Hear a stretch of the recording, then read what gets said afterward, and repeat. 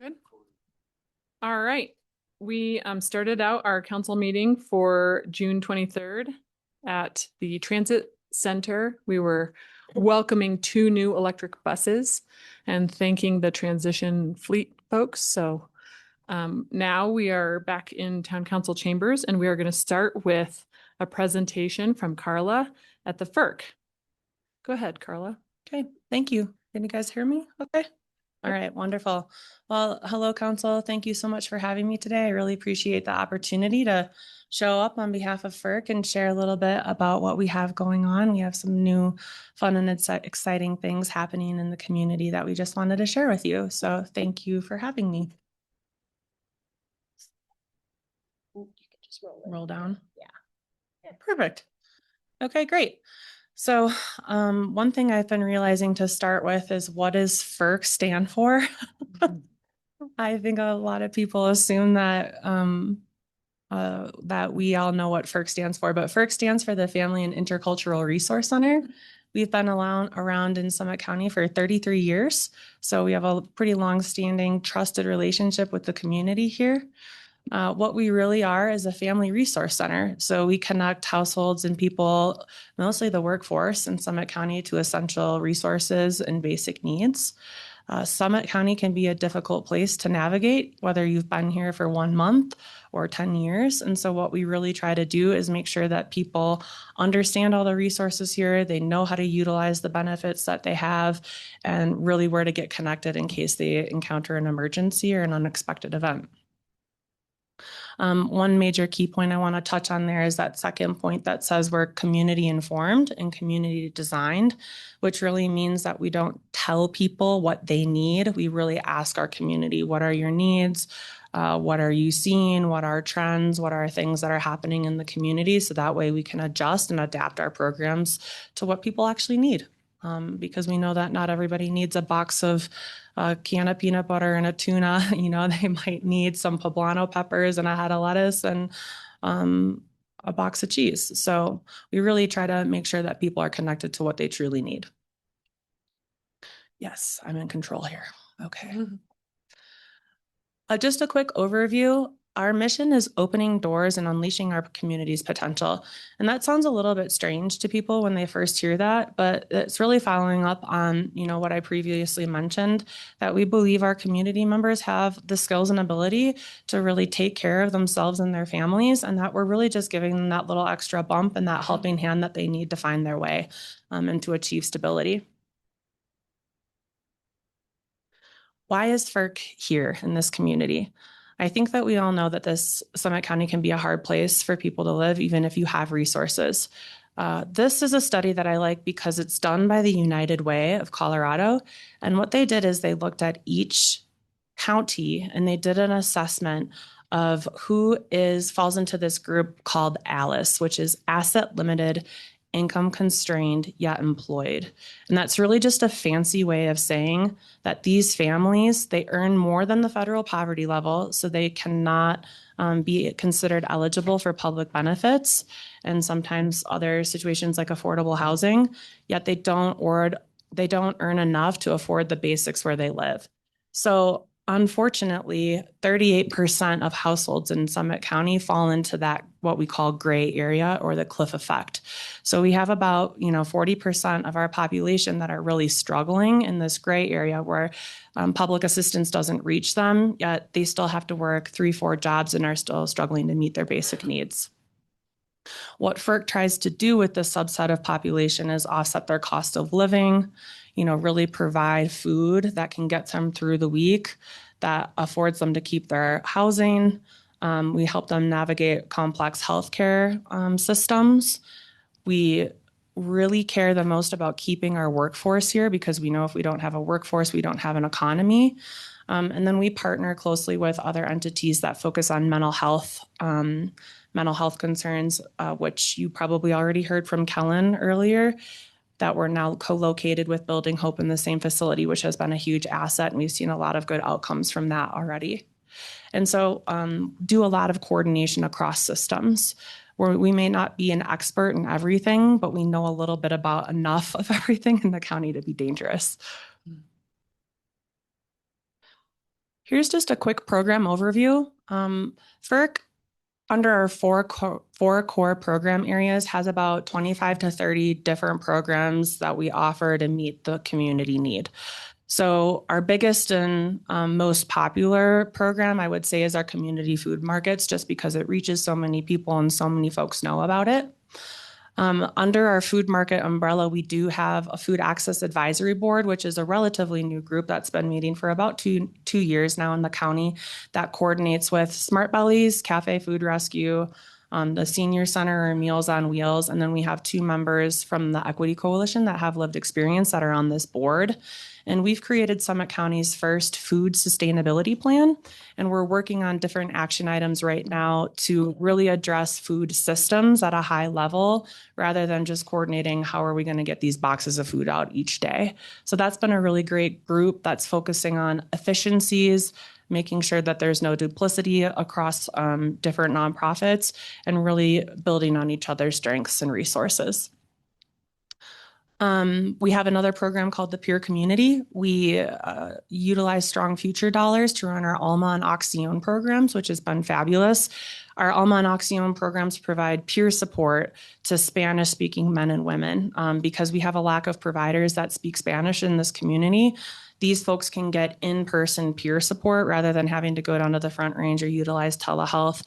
And they're paired with somebody that has lived experience. So it makes all the difference in the world for our community members to be able to work with a peer that looks like them, sounds like them, has lived the same experiences as them.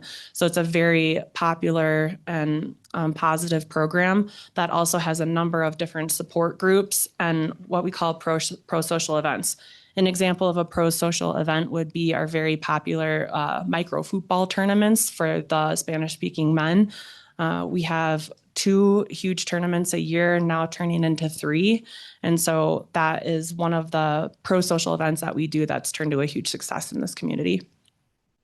We also have a financial empowerment program, which is a lot of case management, housing scholarships. We do any kind of emergency assistance, but that also comes hand in hand with goal setting and skills building. So it's not just putting a Band-Aid on somebody's problem. It's really making sure that they understand how to maintain that stability, how to navigate a resource or a crisis if it comes up again. And what our goal is to never see that person again, right? We want that person to come through our doors, get their situation solved, and build the skills and the resources so that they don't have to come back through our doors next year. And then finally, our community health program. We're really proud that we're introducing a community health worker element this year. So we'll have 4 certified community health workers from Texas A&M University that will be on our staff and team that will complement our financial empowerment program. So they'll really provide a lot more of that in-depth health navigation, health literacy, public benefit navigation, and they do a lot of advocacy work. So clients that don't understand how to use their insurance, or maybe have received bills that they can't pay or don't know how to navigate, don't know how to read an EOB, things like that. That's what our community health worker team is really focusing on this year. So about 30 or so programs overall that we offer. And what we call this overview is true wraparound care. So if a client comes through our doors and they have one of these presenting issues, we're not just going to talk to them about that one issue. We're going to look at everything in their life, all of the presenting problems, and really make sure that we take care of everything that they need and send them out the door with all of their needs met. This is just a high-level overview of the impact for KED in fiscal year 2025. So we served just under 700 folks in our financial empowerment program, and got about $360,000 out the door in emergency assistance. Our community food markets saw about 33,000 visits and distributed $7.5 million valued of food back out the door. So that's a lot of money back into our community members' hands. Served about $3,000 in our peer support programs with over 61 different support groups and events. And then our community health team served just about 1,500 people and distributed $26,000 worth of medical assistance. That was FY 2025, and we're almost done with 2026 here. So I'll have a better update in about 3 months or so. So overall, what that looks like is Summit County has 30,000 year-round residents, and we serve about 1 in 3 people here in Summit County, so a third of our community.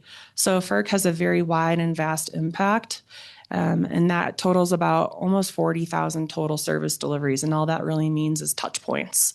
So this is really how we're keeping our workforce here. I wanted to focus a bit on our fresh food market trends just because I think it's important for everyone to see that we really peaked in 2023 when COVID hit, but we've been slowly leveling out. I do think that we're going to see another sharp increase from 2025 to 2026. We're anticipating about 35,000 visits this year at our food markets. So I only anticipate 2027 and 2028 to be more because of the political climate that we're in and the environment and the reduced funding that we're seeing. We went through a really harsh winter, so we saw a lot more new families this year than we've ever seen before, people that have never accessed our services before. We're actually seeing a lot more different cultures come through our doors, a lot more of the Eastern European, African cultures and different families other than just our traditional Latino families that we've seen in the past. So it's great that we're having a higher reach.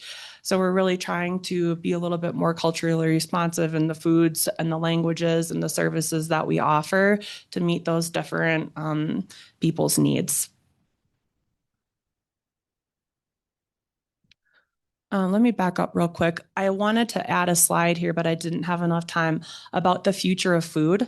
One thing that I wanted to share with everyone is that our Equity Coalition has been really working hard to identify ways that we can address some low-hanging fruit in the food world.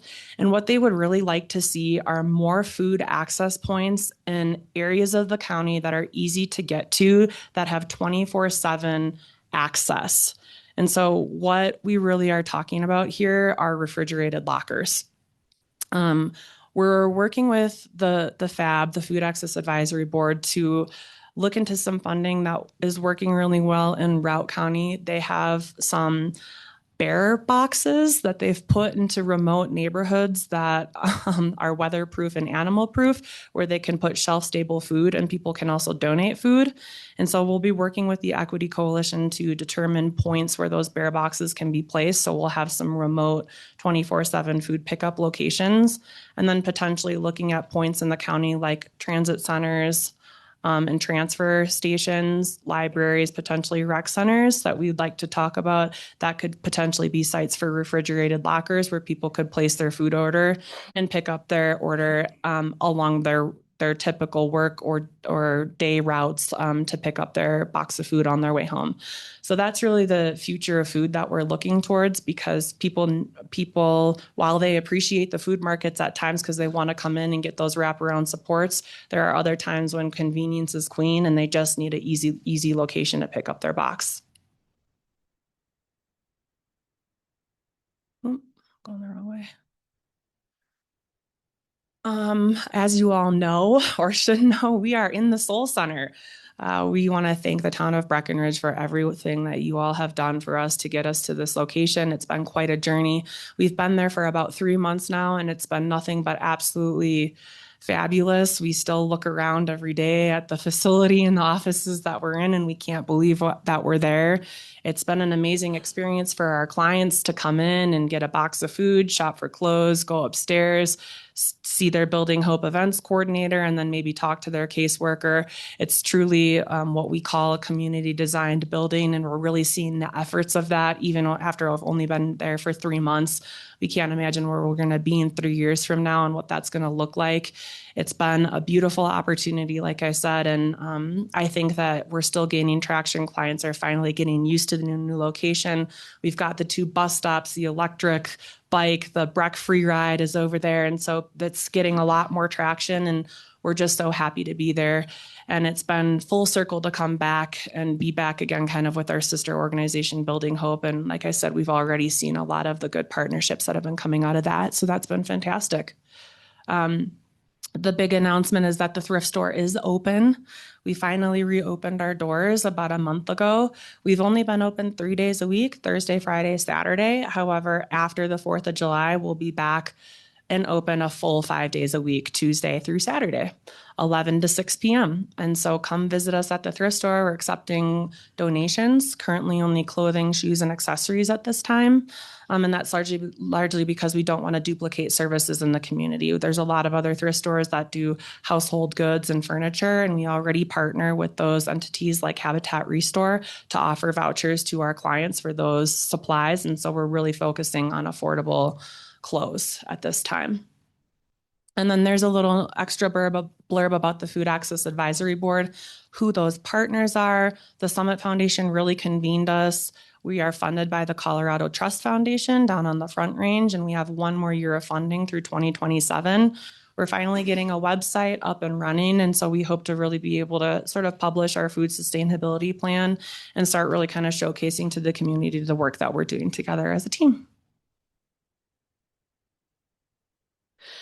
This is just a quick overview of our funding. I always get asked, where are your funding sources from?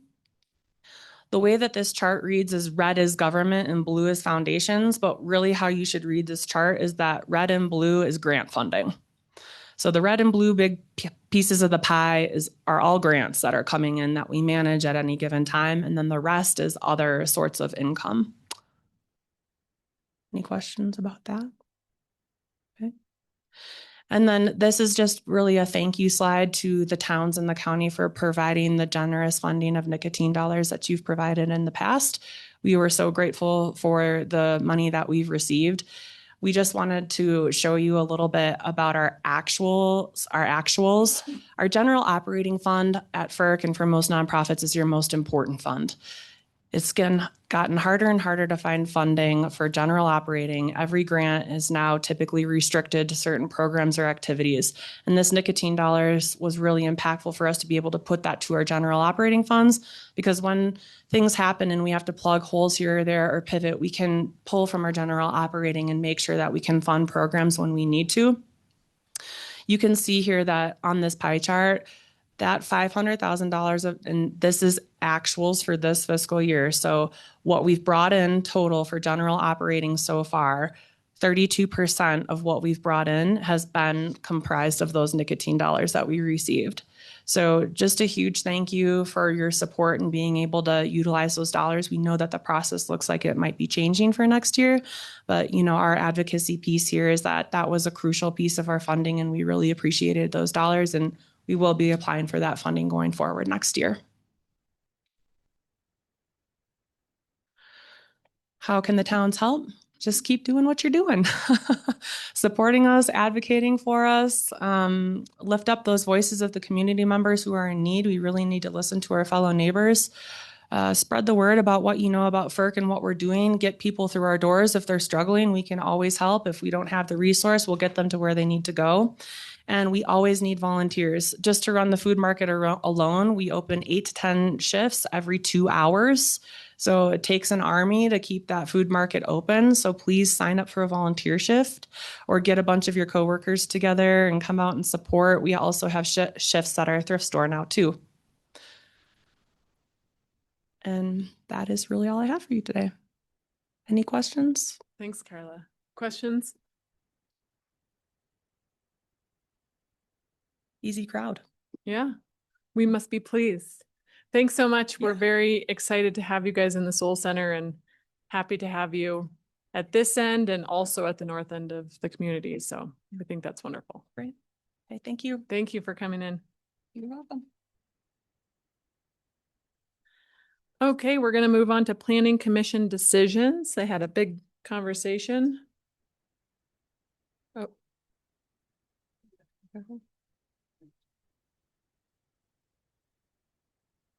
Were we gonna, I didn't think we were asking.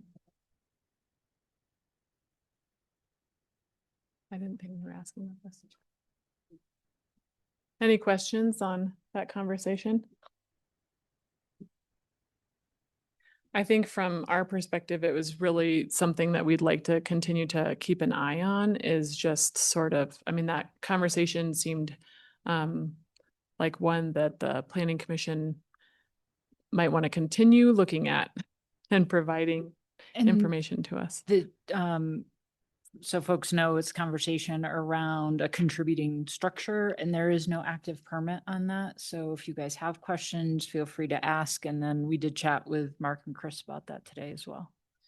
And I guess one thing maybe to note is we don't have a lot of these properties where, the historic home has been moved from one place to another. It's rare that we have that. I mean, we do have it more with secondary structures that get moved around like garages and sheds and like that. But in Chris's and I time here, we haven't seen a lot of those.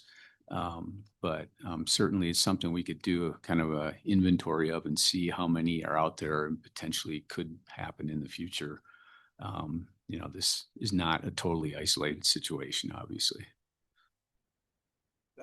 That would be great to know, Mhm. because I always worry about precedent. Oh, sorry. Yeah, that'd be good to know how many are out there, just because Yeah. this will set precedent if it goes this way.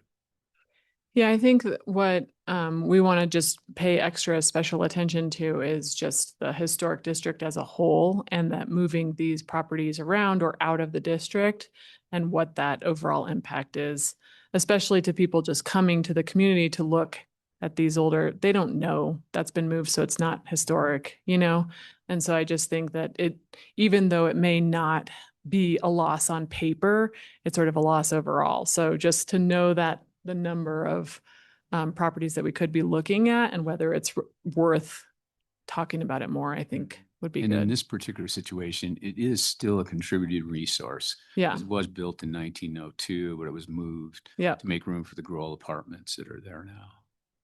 okay. Yeah. Yeah, I thought it was, a lot of the minutes were kind of difficult to follow a little bit, not for any reason, just other than there was a lot of discussion, and I think the minutes were crafted great. But of the fact that the historic structure could be moved out of the town of Breckenridge, but still in the upper blue, I thought was something that I wasn't aware of. Yeah, that's not what the staff has relayed to the applicants or with the planning commission. What I think that got brought up by commissioners, what if it ends up in Alma or something like that? That would not be being relocated into the historic context of the town. We would at least want it to stay within the historic district in the worst case scenario. Obviously, the nearer it is to where the original location, that's good too. But we would not want to see it moved out of the historic district. But Yeah, do we have that? Do we have that say? I guess is what what we want and what we can actually make them do. there's like a discretion for context. So I think Mike Giller's context was like, it should be really close to where it originated, where I think from a staff context, we thought it should be within the historic district in a character area that supports that type of structure. So we wouldn't want it moved to Main Street where we have a 0 lot line, but it could be moved to Main Street in a residential character area. It has a module of that approximate size, but I may have confused. I think I made a comment about we wouldn't want it moved to Alma. So maybe by default you're thinking like, oh, we could move it in upper blue, but I think, talking it through more, we really would want it to be in the historic district if it's a contributing structure to the historic district. And so we have that say. I think we could make a recommendation because there is a piece that's where Mike Giller in his comments was really leaning on context. And so it's really up to the planning commission to figure out what that context, but I think from a staff perspective and where we've seen structures move before, we would kind of hold the line within the historic district in a character area that supports, similar structures. But a commissioner may take a narrower view, like I think where Mike Giller was going, and say, no, it really needs to be continue to be on this lot. So Yeah. there's a little bit of leeway, but I think we mentioned the last time we've seen a structure moved was in 2005, and that was the Quandary Antiques Cabin, which actually, interestingly enough, was on the same block that we're talking about, is that 300 South block of Ridge, and then moved 2 blocks down to the 100 South block of Ridge Street as part of the Arts District. All right. Thank you guys very much. You're welcome. Okay, the Southern 10-mile recreation and access. What comes after that? I don't have my Grant support. grant support. Thank you. My it's gone. Good afternoon, Mayor and Council. In your packet, you will have seen a memo which recommends passing a resolution during tonight's meeting, expressing support of a regional partnership initiative grant to help fund STRAP, which is the Southern 10-mile Recreation Access Plan, specifically the Quandary Trailhead improvements. If awarded, the town would be committed to a match amount not to exceed $400,000 of open space funds to be spent over the next 3 years. That would be combined with a $1.2 million award from the grant and another $400,000 from the county, and BOCC did discuss and support this morning. So that would amount to $2 million towards the Quandary Trailhead, which we think is the maximum that those improvements could cost. So I wanted to make sure everyone was comfortable with that, answer any questions before tonight's meeting. Thanks, Duke. Questions? Duke, what happens if the cost of the trailhead improvements does not exceed 2.1 million? What if it comes in less than that? Yeah, our goal would be to keep a proportional spending agreement. So, right now it's 1.2 from the grant and 400 each from the county and town. So maintain that proportion and spend less. And then the extra grant funding could go towards other STRAP projects like Blue Lakes Road. And would you take 2 minutes and maybe do a brief overview of the Volpe Center's recommendation of a trailhead that was rated like a 4 out of 1 to 4, and kind of what that entailed, please? Yeah, good question, Jay. So the Volpe Center is a consulting firm that the Forest Service hired, and we partnered with them in the county to analyze as part of the Camp Hale designation of this part of the 10-mile range. The Volpe Center came in and helped us come up with a good plan to manage the existing level of use and be able to plan for future use and have an ability to control the capacity.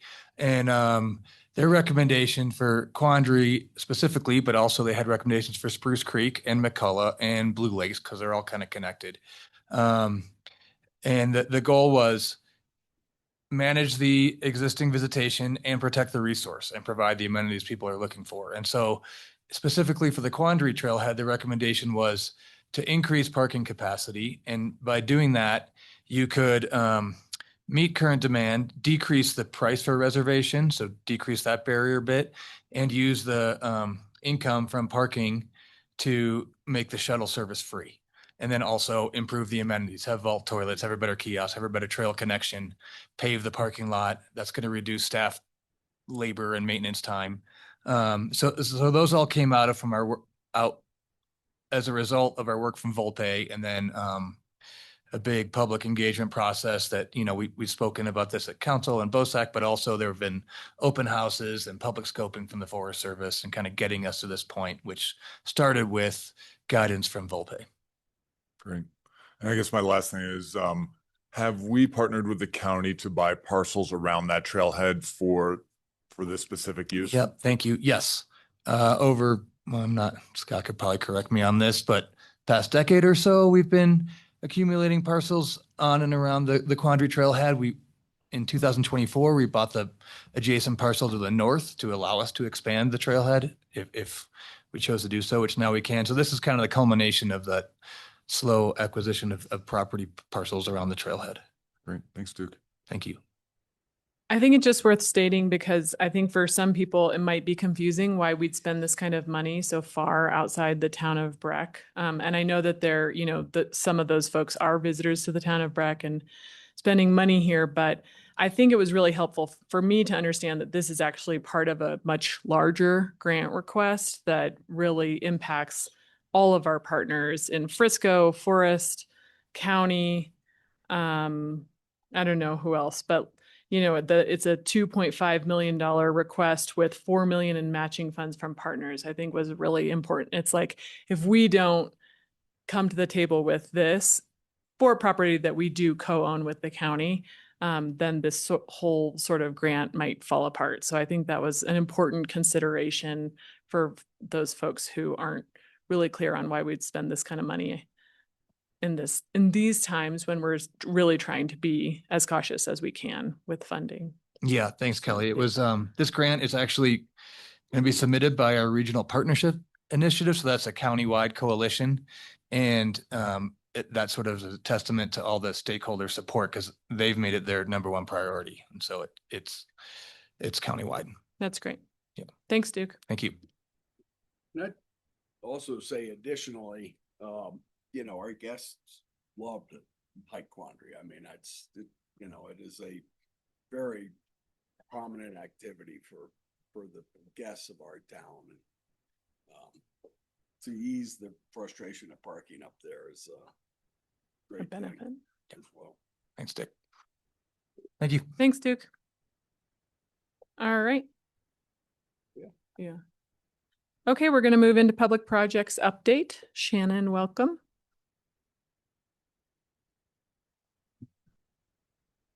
Good afternoon, Mayor and Council. I do not have any additional updates on any of the projects, but I'm happy to take questions. Questions for Shannon? Such an easy crowd today. Thank you. Thank you. Okay, we don't have a mobility, sustainability, or housing update. So I think we're right back into BOSAC. Thanks, Duke. We're going to help you get your steps in. Hello again.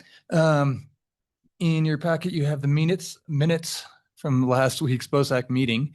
So happy to take questions on anything regarding those or any open space topics, but I did want to just draw your attention. During that meeting, BOSAC recommended that we rename the colloquially referred to McCain open space to Little Daisy. And I was planning to bring that next meeting in a resolution, but wanted to answer any questions on that if you had any, or if you're comfortable with that approach, I'll talk about it with you in July. Great. Questions for Duke? Actually, no.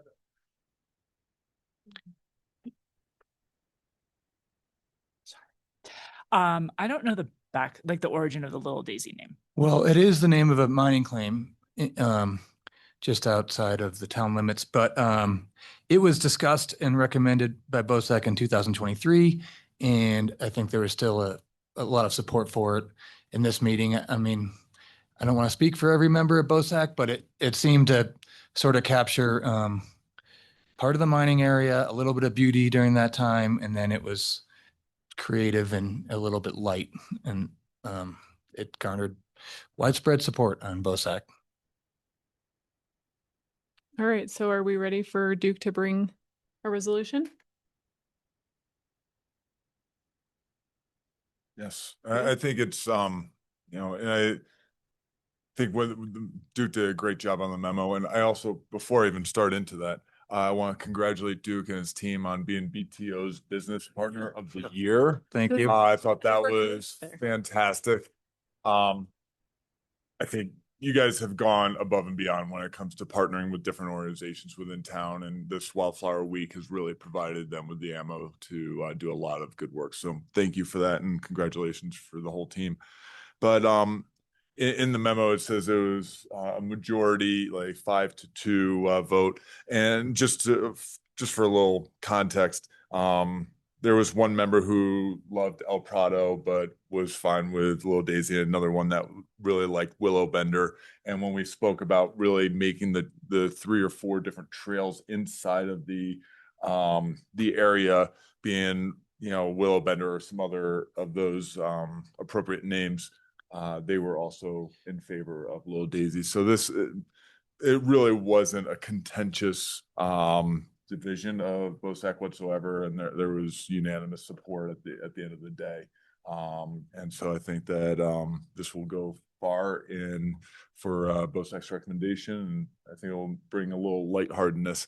I guess the only thing to really that I would love to get some feedback on is the word preserve and how that feels for that property, and if that is appropriate before Duke goes ahead and spends a bunch of time on the resolution. If that's an appropriate suffix, I guess it would be, for that property, or if Little Daisy, something else would work better. So any feedback on that would be appropriate, would be great right now. I guess, yeah, if I could chime in, Please. we've talked about that a little bit more since, it was something that was recommended during the meeting. And then at the end of the meeting, staff expressed some concerns we're worried about confusing our standards and requirement of the Cucumber Gulch Preserve with Little Daisy. And it's going to be it's programmed to be very user intensive, Little Daisy, that maybe preserve would be best save for the west side of the river. We're discouraging any public access, or I know that's the concern, is that we're going to have these seasonal wildlife closures and no dog restrictions at Cucumber Gulch, and we're not going to have those at Little Daisy. And so our concern is to confuse the two. I would defer to staff. Yeah, I agree with you. Duke. That would be a concern to me. Was there a second suggestion? We didn't use the word preserve. No, we could talk about it more. I mean, we sort of defaulted to open space, Little Daisy open space. I agree with Duke's concerns about the preserve word. Great. Okay. All right. Thank you.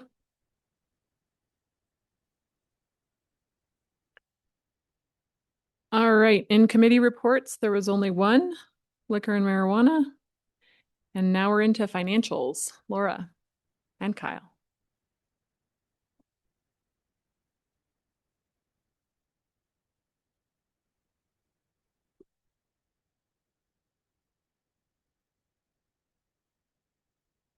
Good afternoon, Mayor and Council. We're pleased to share our monthly financial reporting with you.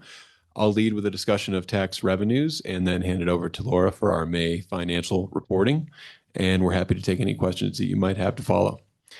Considering collections across all tax types, some tax categories are ahead of budget and others are behind budget. But when we look at them all as a whole in the same basket, we're at budget for tax collections. In dollars, that translates to 26 million roughly in collections through May of this year, which compares to 28 million at the same time last year. So we are down from prior year. Looking to net taxable sales for the month of April, retail and utility sectors have grown slightly as proportions of the total pie relative to other net taxable sales categories, and short-term lodging has declined as a proportion of net taxable sales. When we look at the year-to-date for net taxable sales, we're down 9.4% compared to 2025. Net taxable sales for April alone are down 20% compared to 2025. The most impacted subsector for the month of April was in-town retail, which was down 28% compared to April of 2025. Now, we think there are some large contributing factors to that. One of those being that Breckenridge Ski Resort was closed mid-April this year relative to mid-May last year, and that Easter was also 2 weeks earlier than prior year, which would contribute to lower occupancies later in the month. Looking to real estate transfer tax, we're down 15% year to date, translated to roughly $500,000 in tax revenue. But timeshare turnover continues to be high, and that's reflected in real estate transfer tax collections on timeshares being up 26%. So in summary, though not all of our economic indicators right now are pointing in the same direction, we are on track with budgeted revenues. And we're also encouraged by the latest BTO forecast that puts our summer slightly ahead of summer 2025 on occupancy. So we like that indicator. I'll turn it over to Laura now for our May financial results. Good afternoon, Mayor and Council. May year-to-date financials are still coming in strong despite the net taxable sales we just looked at. Most of this is due to our conservative budgeting approach. When we look at revenues, if we take out transfers, we're basically flat to our budget, which is great given our winter. We have some variances in there. We have grants. We have 3 different grants that have timing variances to budget that are basically netting to 0. And then our lift ticket tax, we have had confirmation from Vail that we should be receiving that either this month or in July. So we expect that variance to go away. And then we're really just looking at our developer fees, real estate transfer tax, and PIFs are all positive, which was net against our parking revenue. That was negative. And then on the expense side, if we take out transfers, we're about 7 million favorable to budget. Of that, 5.8 million is due to capital, which we think is timing of capital projects, and that should get spent in the next coming months. And then we had 1.5 million favorability for payroll on vacancy rates. And then when we look at expenditures by fund, we only have one fund with a negative variance over 100K, which is great. And that's housing, which is related to the runway project and getting that kicked off earlier than we expected. And that's all we have for our financial results. Any questions? Questions for Laura and Kyle? I don't have a question, but a comment. Go for it. Yeah, no surprise with tax collections with the timing of Easter and just the lack of snow this year. It does indicate, how much the business community took a hit this year and how much, we really need to pay attention to the health of our small businesses in town. So, when I saw that, I was just trying to find it, but when you see the South Gondola lot revenues, which would indicate skier days, right? During the winter was down significantly, and that's a big indicator as well. So, and I know we budget conservatively, but it's proving to be accurately. I think we need to be careful of using that buffer as our buffer, because it's not conservative here, it's accurate. So just need to be careful of that. So, but no, thanks. It's no real surprises, but concerns. Anything else? Thank you. Thank you. Okay, we got a communications update. Jacob's back from the photo shoot. Yeah. Not wrong. Welcome. I will say all of you looked wonderful on the photo shoot. Good afternoon, Mayor and Council. I don't have any updates, but I'm ready for any questions. Questions on communications? Jacob, I had a question. Your numbers that you presented are great, on reach and new subscribers and some of the KPIs that, you kind of self-identify there. Yeah. When you talk about some of the content interactions, whether I think the one that is specific is Dark Sky, but I think when you look at the comments and analyze them, what are you seeing with sentiment? They're probably not 100% favorable, but what is the mix and are there any recurring themes on any of those campaigns that are worth mentioning? Yeah, as far as the sentiment, I would say that, like you were saying, it's kind of hard to kind of get data from that. But from what I see from the comments is normally we do get positive feedback. We do get the so-and-so negative feedback here and there. But I would say a common thing I see across all of our social media posts or the times that we do get negative feedback is our community kind of rallies around the town and will support us in the choices that we make or in any of the things that we're sharing about the town. So I would say that any type of sentiment, any type of comments that we get is never a bad thing, just because that means that people are engaging. It means that people are taking in the information and also listening to what we have to say. But I would definitely say overall, everything is positive. And if it's not, we have a community that backs us up and takes care of it for us usually. Great. I know when we did the resident sentiment survey, Bill Wachowski put, the thousands and thousands of comments into like kind of an AI aggregator or something like that. Do you think that that would be something that would be worthwhile to add to your memo of on the titles, on the different campaigns of maybe just not comprehensive, but just this is the theme of some of the positive comments. These are the themes of some of the negatives, just so that we have an understanding of what the people in our community, how they're reacting and what they're, I guess some of the thoughts that come through. Yeah. I think that would definitely be something great to add into kind of our updates that we're doing as well, and something that we can collaborate with Bill and with the BTO as far as getting some data like that. That would be actually amazing. Yeah. Great. Thank you. Jacob, what do you do with the negative comments or with the questions? Do we sort of treat them like we do with mail? Like if you get a negative comment on a post about housing or something, do you make sure the housing team sees that so that we can work through it? I know they're not like conversing with us really, so I don't know if we really have a duty to respond to it, but I just want to make sure that that information is getting back to the department so that we can work through it. Yeah, I definitely think that as far as any negative comments or any questions that we have, mainly that's the main thing.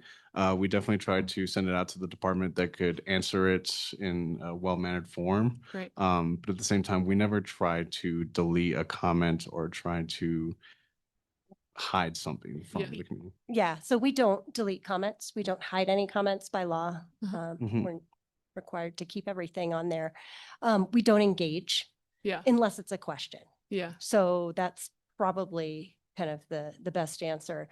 We do, like Jacob mentioned, forward all questions to departments to try to answer as direct messages, or if it's a question anyone could benefit from, we will post that answer onto the social media. But we just don't engage by matter of principle unless there's really wrong information. We like to correct wrong information.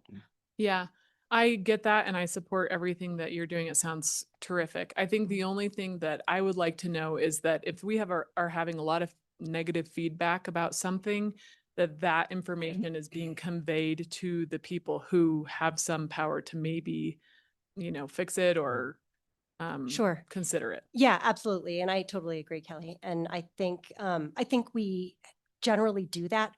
And to Jacob's point, we actually don't get a lot of negative interactions on our posts. Where you see a lot of negative interactions are on One Man's Junk and not asking us. and on sometimes in the Summit Daily stories tend to get a lot of banter back and forth, but on ours it's kind of unusual to get the negative. And as Jacob pointed out, we often have community members that then jump in and then post positive. And it's really interesting how those interactions work on our channels. But certainly if we saw some general overwhelming negative feedback, we would let you know. Okay. Or we would try to do some damage control. And actually, our point is always to inform the public. So a lot of times it's just misinformation. Yeah, great. That leads me to my next question. So I love what you guys have been doing with social media. I think it's been really fun and I think getting good engagement, but I would love to sort of identify maybe some more in-depth or maybe important, complicated pieces that we want to work with Summit Daily on and make sure that we make that a priority in the coming months. I know that the Summit Daily is very open to working with us on it. And I think it would be cool because we know that so many people are still getting their information from the Summit Daily, really to be able to, select some of those more important story topics for the community and make sure that we're helping in any way possible. So maybe we could have that in a future update. Yeah. Yeah, definitely. Great ideas. And kudos to the Summit Daily been very receptive Yeah. to all the information that we've sent them, again, with the intent to inform the community. And Yeah. I think they understand that that's our role. Great. Thank you both. Anything course. else? No? Okay. Perfect. Thank you. Thank you. Does anyone? One more thing? Okay. All right. We're going to move into the business engagement. Local business work proposal. So Mayor and Council, back on May 12th, when we talked about council priorities and goals, we talked a bit about how we could do more to support and engage our local businesses. So the purpose of this discussion is to get your feedback on the idea of creating a local business work group to strengthen our communication with those members of the community, to collaborate more, and to have a sort of problem-solving mechanism with that group. I included in the memo, a few things, a few ideas of what that group might do.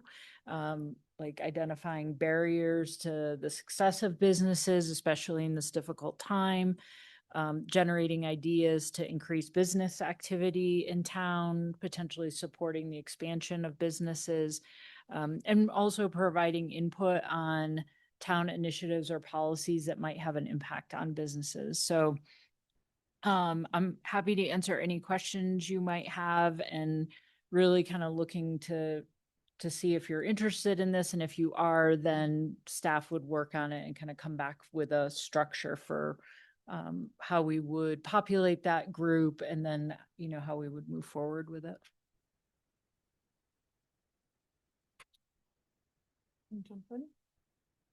Go ahead, Steve.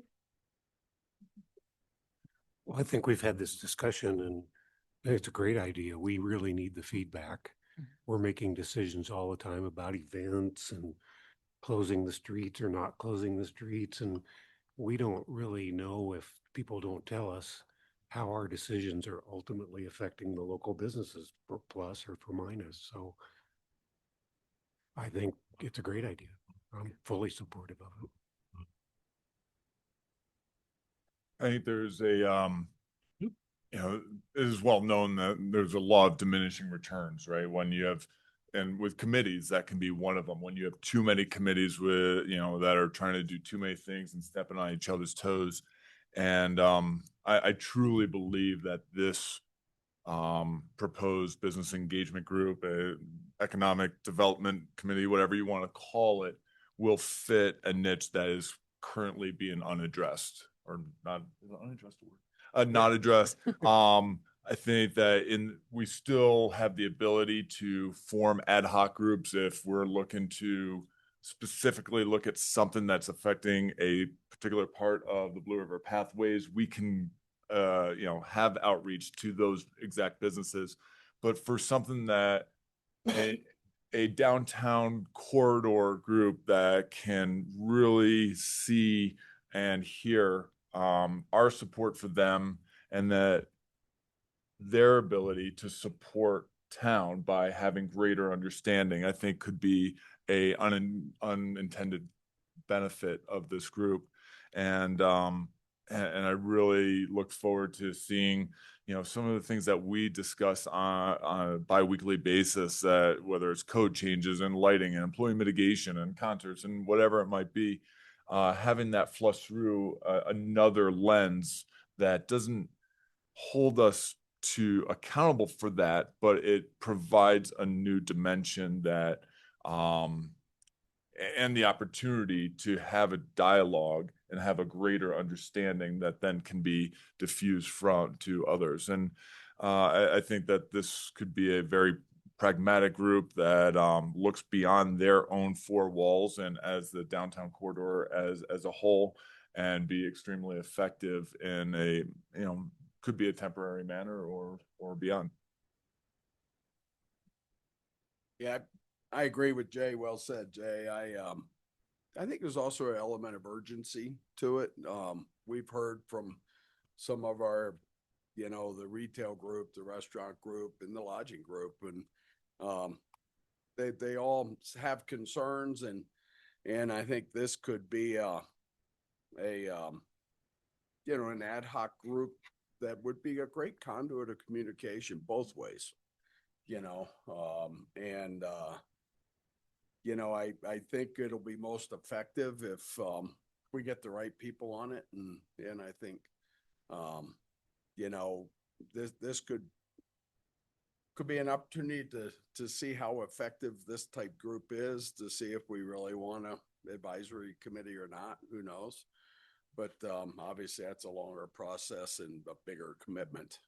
But we have a lot of advisory groups, you know, we have a rec, you know, we have a lot of others that are similar to this, and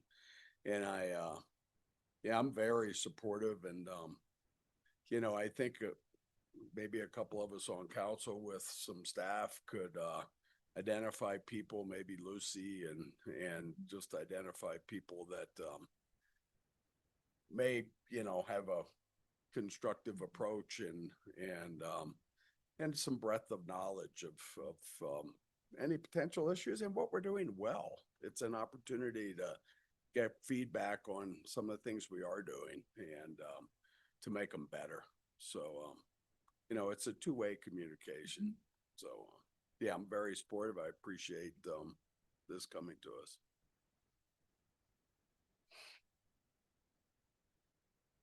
All right. Lots of support. And then I think as far as council reps on this, we've been sort of kicking around some ideas because I know everyone's going to want to be on this. And we thought maybe we'd have two we're considering, certainly up for discussion or, I don't know, refinement, but maybe two council people, and they would have a staggered term. So that they're, you know, so that not both council people are getting off at the same time, but also that it would be shorter terms so that we get to hear and know people and everybody has that same opportunity to sort of understand what's going on in the town as far as business wise. So I think it'll be really cool and very productive, like you said, with great people, plenty of great people to have on there to advise. So we'll just come back with more information. All right. Do you need anything else from us? Okay. We're going to move into the memo for revised council rules of procedure. Good afternoon, Mayor and Council. I will present to you on this one. May was my compatriot, but since she's on vacation, you just get me. So I think most of you, but maybe not all of you, were on council in 2024 when the earlier version of this was presented to you. Previous to that, the last time council rules of procedure had been modified was in 2021. And that was really only to allow for COVID remote hearing procedures. So prior to me taking over as your attorney, the rules and procedures had been reorganized to follow the council authority that's set forth in the town charter. It also was modified to add decorum procedures and rules regarding how you all interact as a group and with the public and the staff. And that was pretty much, as far as I can tell, the main changes that were made between the other piece was to remove the reference, the strict compliance with Robert's Rules of Order, which you guys don't follow that exactly. And so the new revised version has sort of a simplified parliamentary procedure for your operations as a council. The changes that May and I have made to the version that was presented to you in 2024, but never got actually formally approved, really were pretty minor to reflect how you operate now and some of the procedural changes that we've made since I started and since May started, since she's also relatively new. So that is sort of it. It's open for discussion. It does have on there adopted on the 23rd, but we actually don't have you set to adopt this until the next meeting if you want to do that. Any questions? Kelly, one of the bigger pieces of this is kind of the new technology that COVID kind of brought in was that virtual attendance. Mhm. And I believe you state that virtual attendance is permissible for personal health or personal emergencies. Is that correct? Mhm. And at that point, you could vote, you can be part of everything except for executive session. Correct. Yeah, that was a change that was made sort of in reflection of the fact that we no longer had to have remote meetings, and to encourage council members to be present at meetings, and also to reflect the executive session piece is really because sometimes being able to hear if someone is zooming in remote in an executive session, it's just it's difficult for them to participate. It's difficult for them to hear in quite the same way as when you're all in the same room. So that was the reason for that rule. But it's, these are really your rules when it comes down to it. So I want to hear from you all how you feel about them.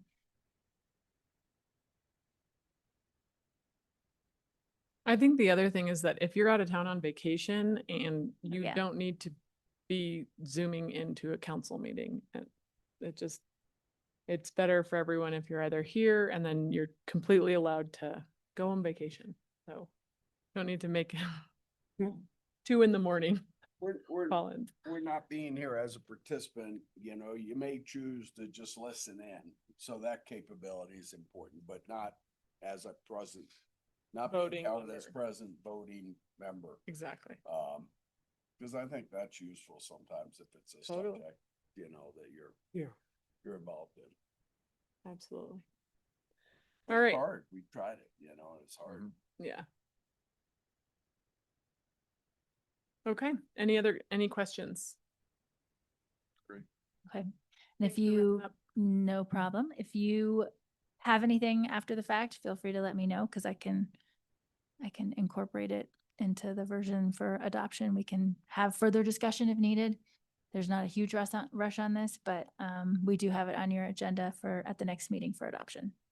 Sounds great. Thanks Okay. for your work on that, Gillian, You're resurrecting it. very welcome.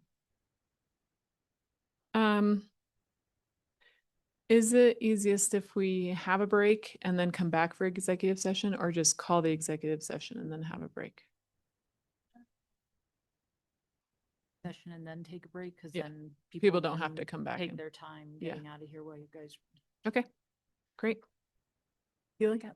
Okay, if I can get a motion under 246402B and E to discuss the Colorado Springs settlement agreement and receive legal advice and discuss negotiations related thereto. So moved. Second. All in favor? All in favor? Aye. Aye. Any nay? All right. Okay.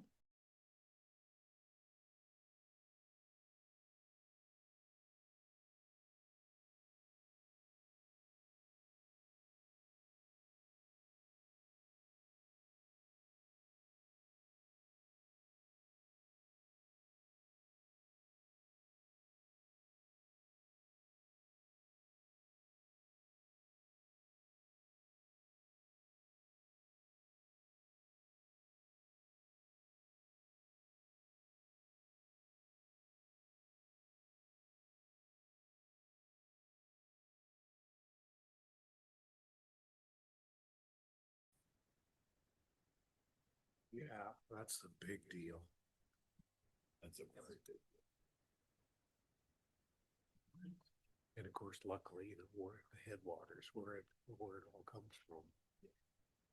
Welcome. Thank you guys for coming. Oh, Julia's in here. Yeah, absolutely. Do you need to sit or are you good? Okay. Right, well, my best. Oh, for the slides. Okay. I have a backup one in my bag if we.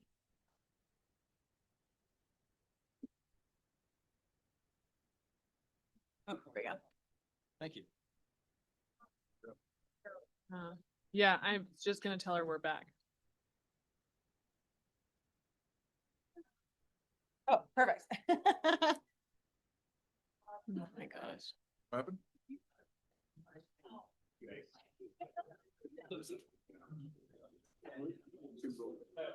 Oh, it's there in your, oh, okay. Find that later. Perfect.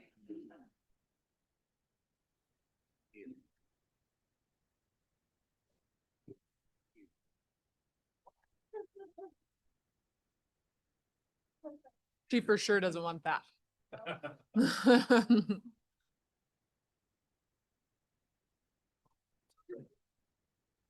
think as long as I walk out at like 5:59, I'm good, because I'm not gonna start at 3.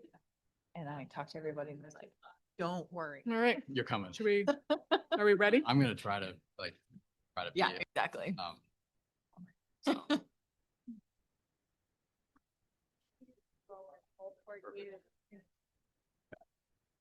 All right, I think we are ready for the Summit Street Group to present the Arts Structural Organization and Funding Analysis. Thank you both for being here. Thank you.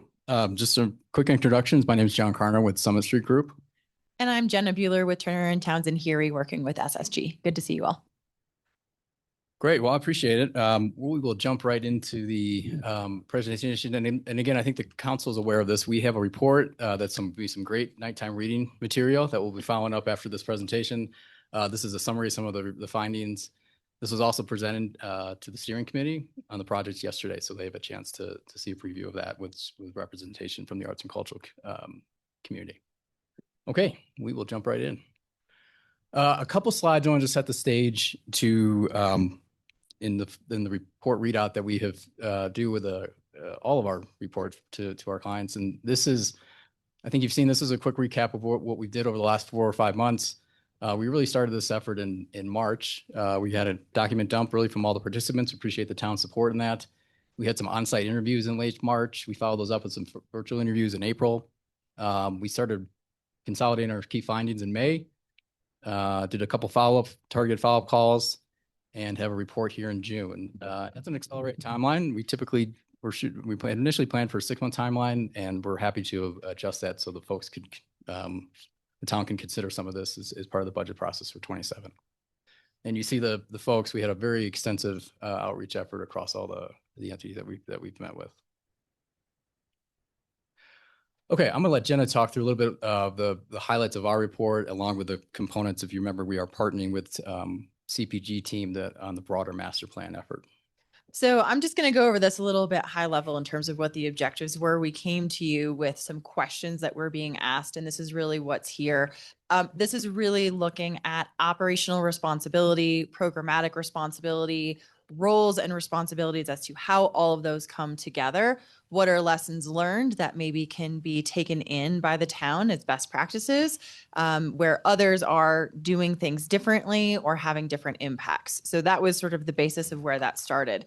This also then looked at the financial allocations and what that meant, knowing that these are town dollars coming in, with the goal of saying, how can any changes to those financial allocations or ways of allocating the dollars really help to improve outcomes or provide just greater transparency across all the stakeholders? Who's getting what funding? Why are things being funded? All of those typical questions that we usually like to see a lot of transparency on.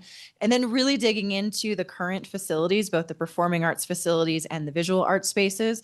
How effectively are they being used to support the vision of what the town has set up as the goals for funding these spaces?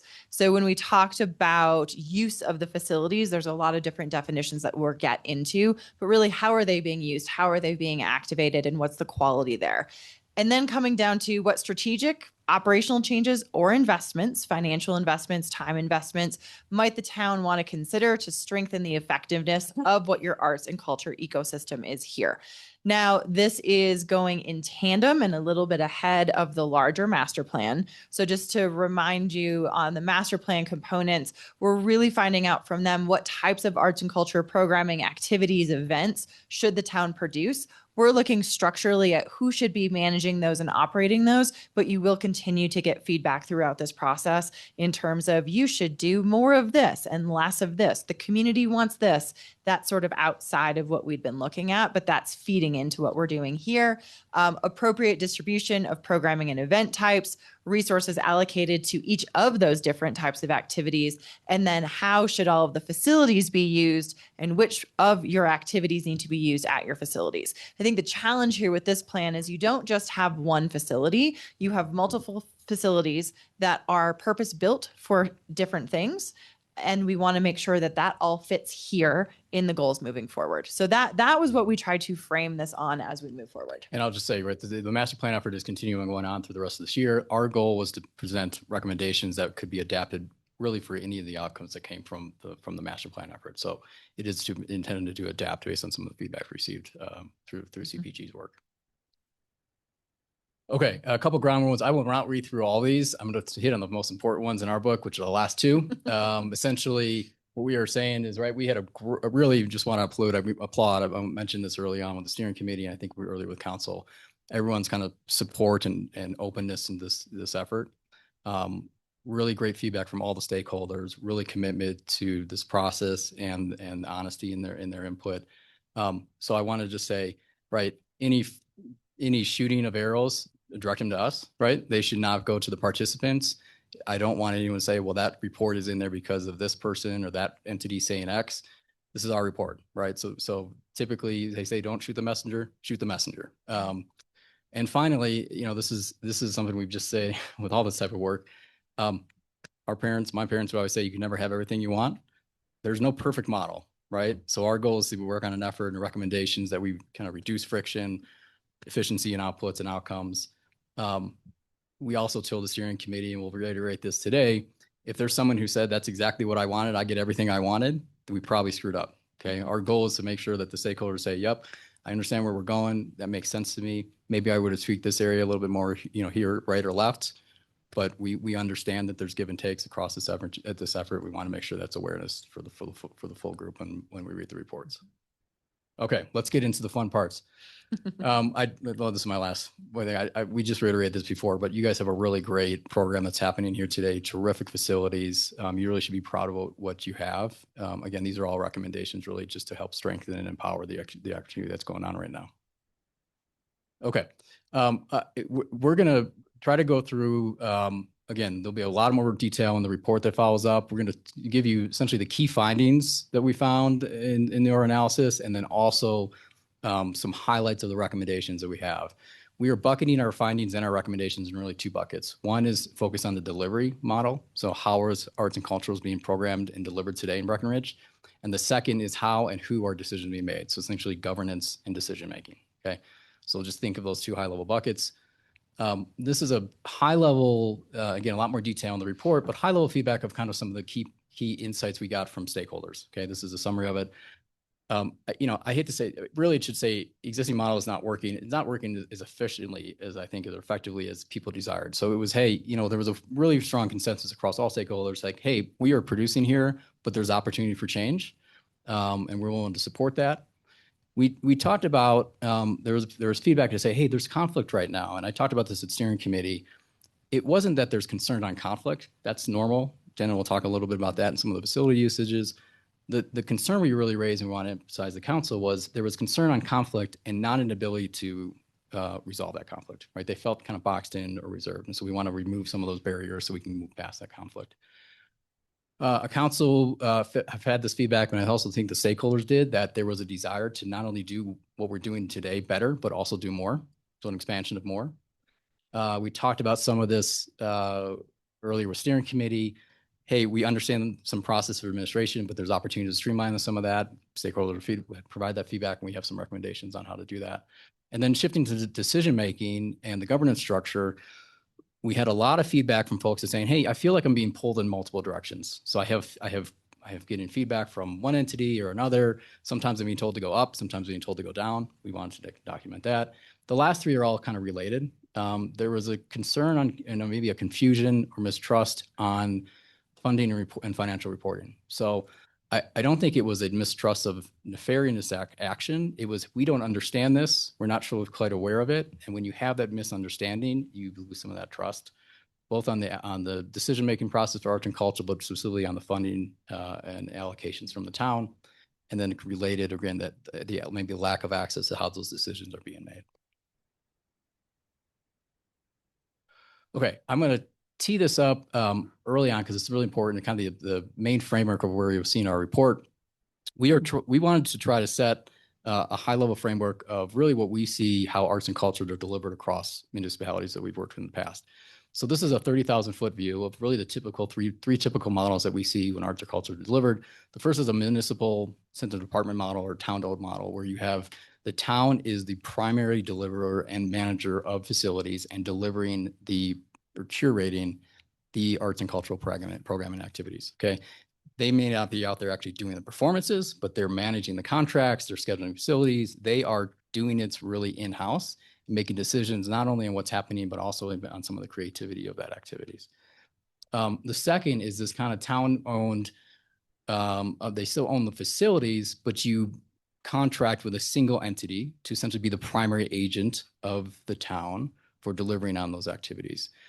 You are using a single agent to say, hey, we don't want to keep this in-house. We will fund this. You will be our outside agent. And it allows us to use maybe some of the benefits. We reduce some of the bureaucratic hurdles that happens inside of a municipal environment. And that agent becomes your delivery of your arts and cultural programming. The third is we're calling essentially a hybrid delivery model. And that's where the town still maintains ownership of the assets of your facilities. But rather than having a single entity, they're contracting with multiple entities. You have multiple organizations that are out there, each specialized in a specific arts and cultural programming activity. And the town, with some direction through KPIs or other funding agreements, provides direction, but allows the curation and delivery to be done with multiple partners versus a kind of single entity. Okay, we will come back to this. But let's jump in directly to some of the early key findings, specifically around the delivery model. So what I just talked about was the first three models. And what we found early on, and again, a lot more detail in the report, some of those challenges I talked through in those key findings, what we found was we really think that the town had set BCA up and envisioned essentially that second model where you had the independent direct one entity delivery entity, right? There was talks about BCA merging with all the other entities, having this kind of one single development that happened with Breck Music. It did not happen fully. What we realized is whether that was the intention to have that independent partnership model, this town is really operating right now with a hybrid model. You have multiple partners, you have multiple contracts. So what we found is there was an intention and a structure for an organization, and maybe at times given a direction to operate in that mindset. But the processes, procedures, the systems, the structures, the contracts were really operating in a different world. And that can result in some conflict. It also maybe caused some issues with BCA on understanding their mission or division, right? What are their goals? What are their focus areas? Are we operating as an independent agent? Are we operating in this partnership model? And so we wanted to really just call that out, and we'll see some recommendations related to that. So what that leads into is BCA was established. You were setting them up to do all of these things. And what they needed to do was almost too much to be good at anything as it comes down to it, right? They needed to operate all of the multiple types of facilities. They had to be amazing stewards to all the resident tenants, the facility tenants who could come in just to rent it for a birthday party or a concert for a fundraiser, right? They had to be good partners to all of them. But then there was also this drive to say, as a standalone nonprofit organization, how are you also driving who you are? How are you fundraising? How are you programming? What are you doing? And so inherently what has happened is that this tension began to exist and conversations come up as to who gets priority to do what when. When I am the facility manager as the organization, I hold the calendar, I hold the keys. If I'm also programming and going at risk for that programming, I want the best dates, I'm going to hold those best dates. But when I also have a resident tenant organization who has a drive and a mission and a promise of a certain amount of dates and profile and experience in one of my venues, the conflict continues to arise. And what has happened over time is that this conflict has been something that isn't resolved. And so now there's a lot of tension, whether it's at the Riverwalk Center or at the other venues or within the art district, of who gets priority and who's actually supposed to be doing this. And so what we're finding is that because you're mixing be really good facility managers with also program and be financially sustainable and smart so that the dollars that you're asking from the town potentially remain static or reduced. This tension is just there, not for any reason other than just human nature. And this is something that we see all across the country. We come in to do studies and folks will say, our resident tenants are feuding with our operator. What do we do? And there's a lot of different ways to go through it, but this tension that has come up, the dual responsibilities, the existing model, all of that is what is causing that tension and that friction. So then we started to say, okay, then how can you lean into this goal of improving the facility utilization, improving the quality of experience here within the entire ecosystem? And that came down to there's already a strong portfolio that's happening here. You have your resident tenants, you have local promoters, you have BCA doing their own programming. You have people to do it. The tension and the stress is in who's funding it, who's operating it, and who's setting those KPIs. So that comes down to some of the ideas of changing the model. And then the second question came up as to, are we not utilizing this space because the town needs to do something more, something different, make changes to those physical spaces? I was amazed when we toured the facilities in March when we were here. The facilities are in amazing shape. Yes, you have an outdoor venue that became an indoor venue and it's quirky and it has things that you have to work with, like a river flowing through the front of the stage, right? But you have more capacity than most of the peers do for an indoor venue programming year round. That's a positive. You could use more back of house space, right? There are more things that you could do. But for us, as we looked at it, the uses are coming down to how you're operating and how your operator is trying to fill dates or isn't filling dates, less on the facilities and allowing them to do things. The facilities aren't safe for them to do that. It really came down to those constraints there, which then tie into that underutilization of some of the key facilities is really in a mission and a vision and expectations of how to fill it, not necessarily in not being able to fill it. So I'm going to keep moving. So we had 6 recommendations directly tied to those 3 findings. We're going to talk through a couple of these, a little deeper dive.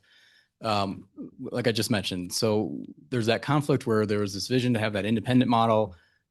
The town has been operating in a really hybrid model. A recommendation is to formally transfer that hybrid model, right? Set your systems, your processes, your structures, your contracts, your agreements to align to the model that you're operating at versus one that's maybe wasn't originally envisioned.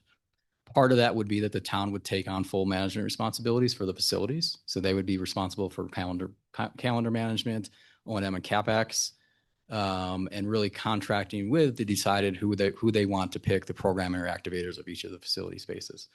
Should be noted, the town is doing a lot of that work already. So this will be on the CapEx and O&M. This is formalizing some of that and really just kind of pulling that all that's the town's responsibilities. We will go through a detailed slide later in the presentation, but we recommend a refocus of BCA mission. So as Jen has mentioned, BCA has had a really expansive, changing, kind of growing mission, and it's hard to then just excel within a specific focus. And so what we really want to say is, hey, where are you excelling really well right now? Where's there a direct need within the town? Let's refocus that mission and excel in those prior areas where BCA can really fit into the broader ecosystem. Across this, specifically in that new hybrid model. And then from there, the real big question is, what do you do with programming at the Riverwalk? And so as the new facility manager, so town dealing with this now, really having one of the first core elements to say, what do we as the town expect to be happening on the stage day in and day out? How do you strategize this? How do you come up with a plan? And then looking at who are the different partners that exist today that could exist, and then what are those gaps? Coming up with that strategy will really help move that forward and propel that. The other spaces are honestly a little bit easier. You've already got rec film and backstage theater programming and operating in their spaces. This is just reducing out a level of contracting and authority and spending that comes down. So you're utilizing their expertise in spaces that they're already in. They keep doing what they're doing, and hopefully by having more autonomy and the ability to really operate in the way that they would like to, they can do more. Your utilization comes up there. Then you've got the Old Messianic as well as the historic district buildings. we're advocating here that you send out either an RFI or an RFP for how those should be activated. What I really like about this is this gives you opportunity to have the community say, this is 2026. What do we want these spaces to be for the next 5 or 10 years? We know what they have been, but what could they be? Who are artists or consortiums that might be here? Who are educators or other opportunities that say, oh, I could do something cool in that space. Let me do this. How could we do this? And then council can really balance that out across priorities, across funding, and across operations. BCA may come back through that process of the RFI or the RFP and say, we've got a great idea in our new refocused mission as BCA. We're really interested in doing this. This is how we want to accomplish that. But in a very equitable procurement look, this allows the community for some really flexible and interesting spaces within the creative district to dig in and say, hey, give us a chance to do this. And then you can evaluate all those out in a little bit more of a unique and different way. I've talked through this already, so I'm not going to use this slide here. So we keep moving where we talked about where the vision was and then our recommendation to hybrid. I'll talk a little bit about how the facility management responsibilities would change. Yeah, absolutely. So the big piece here really is the town comes in as the facility manager for the Riverwalk Center. That is day to day. That is everything that the town staff is already doing, plus a little bit more. So this probably adds anywhere between 3 to 6 full-time staff members that are town staff members that are being the main counterpoint, sort of an arts and culture manager, a production manager, box office, right? As you start to look at that, you start to do that. The interesting thing here is a lot of those staff positions are already being funded through the town's funding to BCA. There's also very talented staff that are doing these roles that could apply for those jobs. So this doesn't seem to us a major risk in saying you have to bring in skilled production and venue operations staff. They do exist here within the community. So that all comes down to everything that's happening operationally is town at Riverwalk. And then the questions in front of you are really who's going to do the programming. And what I'm calling the gap programming here is the programming that no one else is able to do that brings economic or community benefit to these town-owned facilities, right? And so a lot of times when we look at successful metrics of town programming that is being sponsored or subsidized, it's not going out and competing with other entities that already exist in town. It's saying no one else can do this unless the town does it. We're going to find a mechanism in order to do that. So going back to that strategy, if you strategize who, what, and when, that allows you to see the gap. And then the town can decide, do we take the risk and do it and have the staffing in order to do it? Or do we get partnerships and outsource that programming, and how much of that is necessary for us to fill? So that becomes the big thing for Riverwalk. Eclipse and Breck Theater are really simple. You make new contracts for the people who are already doing this work. They continue to do their programming. They have the opportunity then to have rental events coming in that help their bottom line, help them serve the community, and sort of bottleneck removed for that. They should continue to thrive. The other spaces, again, the Old Messianic and the Historic Arts District buildings, those maintain the day-to-day upkeep, maintenance of the town, which you're already doing. And then the RFP awardee would do the same thing. They would be the technical expertise that's in there, depending on what technical expertise is needed. And then they would be responsible for the programming or the activation. Based off of what you see in the RFP or the RFI, they may not actually be the ones doing the creation. They may come up and say, we really still see this as a artist collective. And then as an organization, we're going to deliver this. This is how we're going to do it. This is where programming comes, but it really is embodied in their leadership and their curatorial nature as it comes through that. The good thing here too is that it's consistent. The town is taking care of the same things for all of the spaces, and then just taking a little bit more lead and charge in the largest venue and the venue that has the most opportunity to really serve the community and economic interest of the town. We talked about the refocus of BCA mission. You know, if you go back and you actually read the existing mission statement of BCA, it talks specifically about the inspiring creative experiences and the quality of life of all residents. It talks a little bit about visitors, but I want to tee up these three, and we talk a lot about this in the report. When we were doing our analysis, we really thought it was really important that we look at three kind of categorizing how we talk about when we're talking about events and programming. So there's a lot of discussions about, well, we should do this type of event or this type of program. And we don't know, well, why are you doing that, right? So this is our attempt at trying to kind of categorize the three types of events or programming that's happened in Breckenridge. I will say this, and I've already said this to our CRPG colleagues, we are dangerously close, if not into their world of work in this effort. So this, we took, hey, we're going to take a stab at this to help with our analysis and feedback in our report. If you, through the master plan effort, want to refine this, please do so. The goal here is to put some type of organizational structure around events and activities so that when we're talking about it, we can say, hey, what are we doing for that event? What's the purpose of it? What's the goal?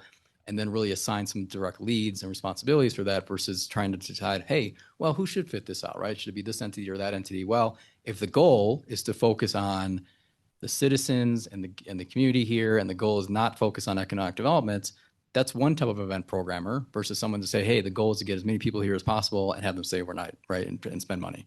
So you can see the three that we propose. We're calling the first one mission focused. That's essentially your support direct for artists. Think your art galleries, educational programs, your public art program, right? Really goals that focus on your kind of typical art activities, right? Trying to activate, get engagement from, as I told the steering committee, folks who work in finance and don't have an art and activity in their bone, trying to get them out and understand our arts and creatives. The second is community focused events, right? So we heard a lot about, well, we should not forget about our residents, the desire to have activities that are focused on their needs and desires. So think about like your block parties, festivals, maybe, some type of parade or movies in the parks, right? Focused on the goal is to do this with the desires and requests of the citizens of Breckenridge. Maybe some tourists come, right? But our goal and our clients are the town residents. Okay, that is the goal of that event or that activity. And then finally, the third one, which gets a lot of attention, is your destination, right? Our goal is to drive economic activity, drive foots to Breckenridge, and then drive, heads and beds. Why that's important is we are recommending that BCA's refocus mission would be focused on those first two programmings, right? They do really good work right there now today. There was a strong desire of the community to expand and grow those activities and have a focus for that. We recommend that there should be a lead so that when those are out there, there should be a lead that's responsible for those, and BCA should be that lead. Right now, we're proposing BTO would be a focus on destination tourism activities. We'll talk a little bit about that more in the governance structure, but we know there's options there as well for the town to consider. Oh boy, this is touchy. Okay. So we expand in the report about what are your options and your pathways for the programming at the Riverwalk, depending on what you would decide to do.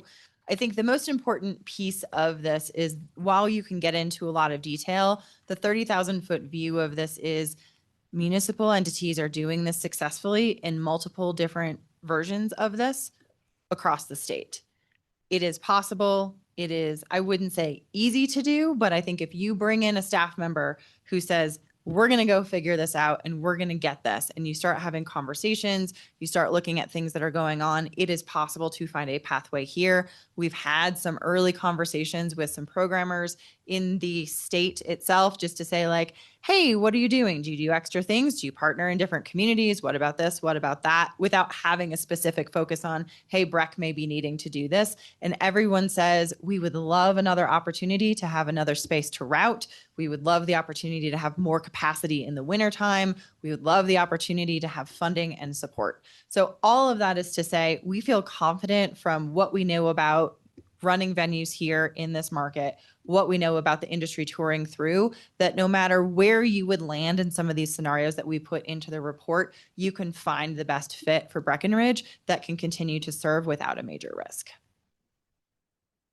Okay, I'm going to shift to the governance decision-making key findings. We have less slides here. We're going to try to shoot to our 5 to 10 more minute finish. So you can let me time for discussion and questions. We had 4 kind of key findings on the governance decision-making process. Okay. The first one, I don't think this is a surprise to any, but what our first homework assignment was to read all the agreements, and which we did. We went into our interviews and we found out quite quickly that they really just weren't being followed. So we have quite a bit of dated agreements in place, and they're either just out of date or just organically have changed. And so why that makes a challenge is because, right, where we don't have a reference point to reference not only to who's doing what and who's responsible for what, but more importantly for the KPIs or expectations. So we hear a lot of us say, well, we'd like to do more of X. We want entity A to do more of Y. okay, well, where is that documented in that request? We just think that there was a lacking in some of the agreements that are in place, or either dated or more detail required. These last ones are more related. We'll talk about this in the recommendations, but there is a challenge right now in the way that the funding structures and cash flow are flowing across the town and the entities. And I'll use the one example here, but I read financial reports for a living, and it was difficult to track the dollars where they're flowing, right? And what's happening is dollars are flowing from one entity and then going back to another entity, or someone's paying for X and then it goes back here and flows. And you can track it, but it takes a lot of homework from someone who even understands financial reports. So someone who's in the public who doesn't understand that gets confused, doesn't able to understand the report, mistrust, and that's where you have your conflicts, right? So we see that. So there's opportunities to streamline some of that, set up the structuring reports where the incentives are a little bit more aligned to drive some higher revenue and reduce expenses. And we'll talk through some of those recommendations. Some opportunities to streamline some of the governance structures. Again, we talked about the up-down directions. Some people telling us to go up, other people telling us to go down. When I have an idea, who do I call? Go again back to, hey, I want more movies in the park. Do I call BCA? Do I call an entity? Do I call the town? Right, trying to streamline those directions so there's really clear direction of when there's an idea or request, it goes to the right entity in the governance model. And we talked about 7 already, so I'm going to keep moving. Okay, here we had 6 recommendations. We went back and forth. I know there's 8 recommendations here. There's 2 or 3 that we probably could have combined. We kept them separate because we think they're really important. So we talked about this when we really think it's important, again, wherever the categories land coming out of the master plan effort, that it's important that you assign responsibility, clear lead responsibility for the activities and programmings within a certain bucket, okay?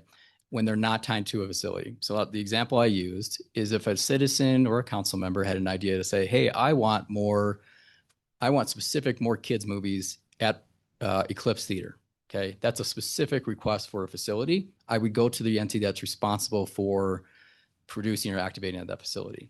If I have requested, say, hey, I think I should let's just do more movies in town, or more activities for my family who lives here, okay? That's not facility specific. I would go, and our recommendation would go to BCA because that's a community focused event.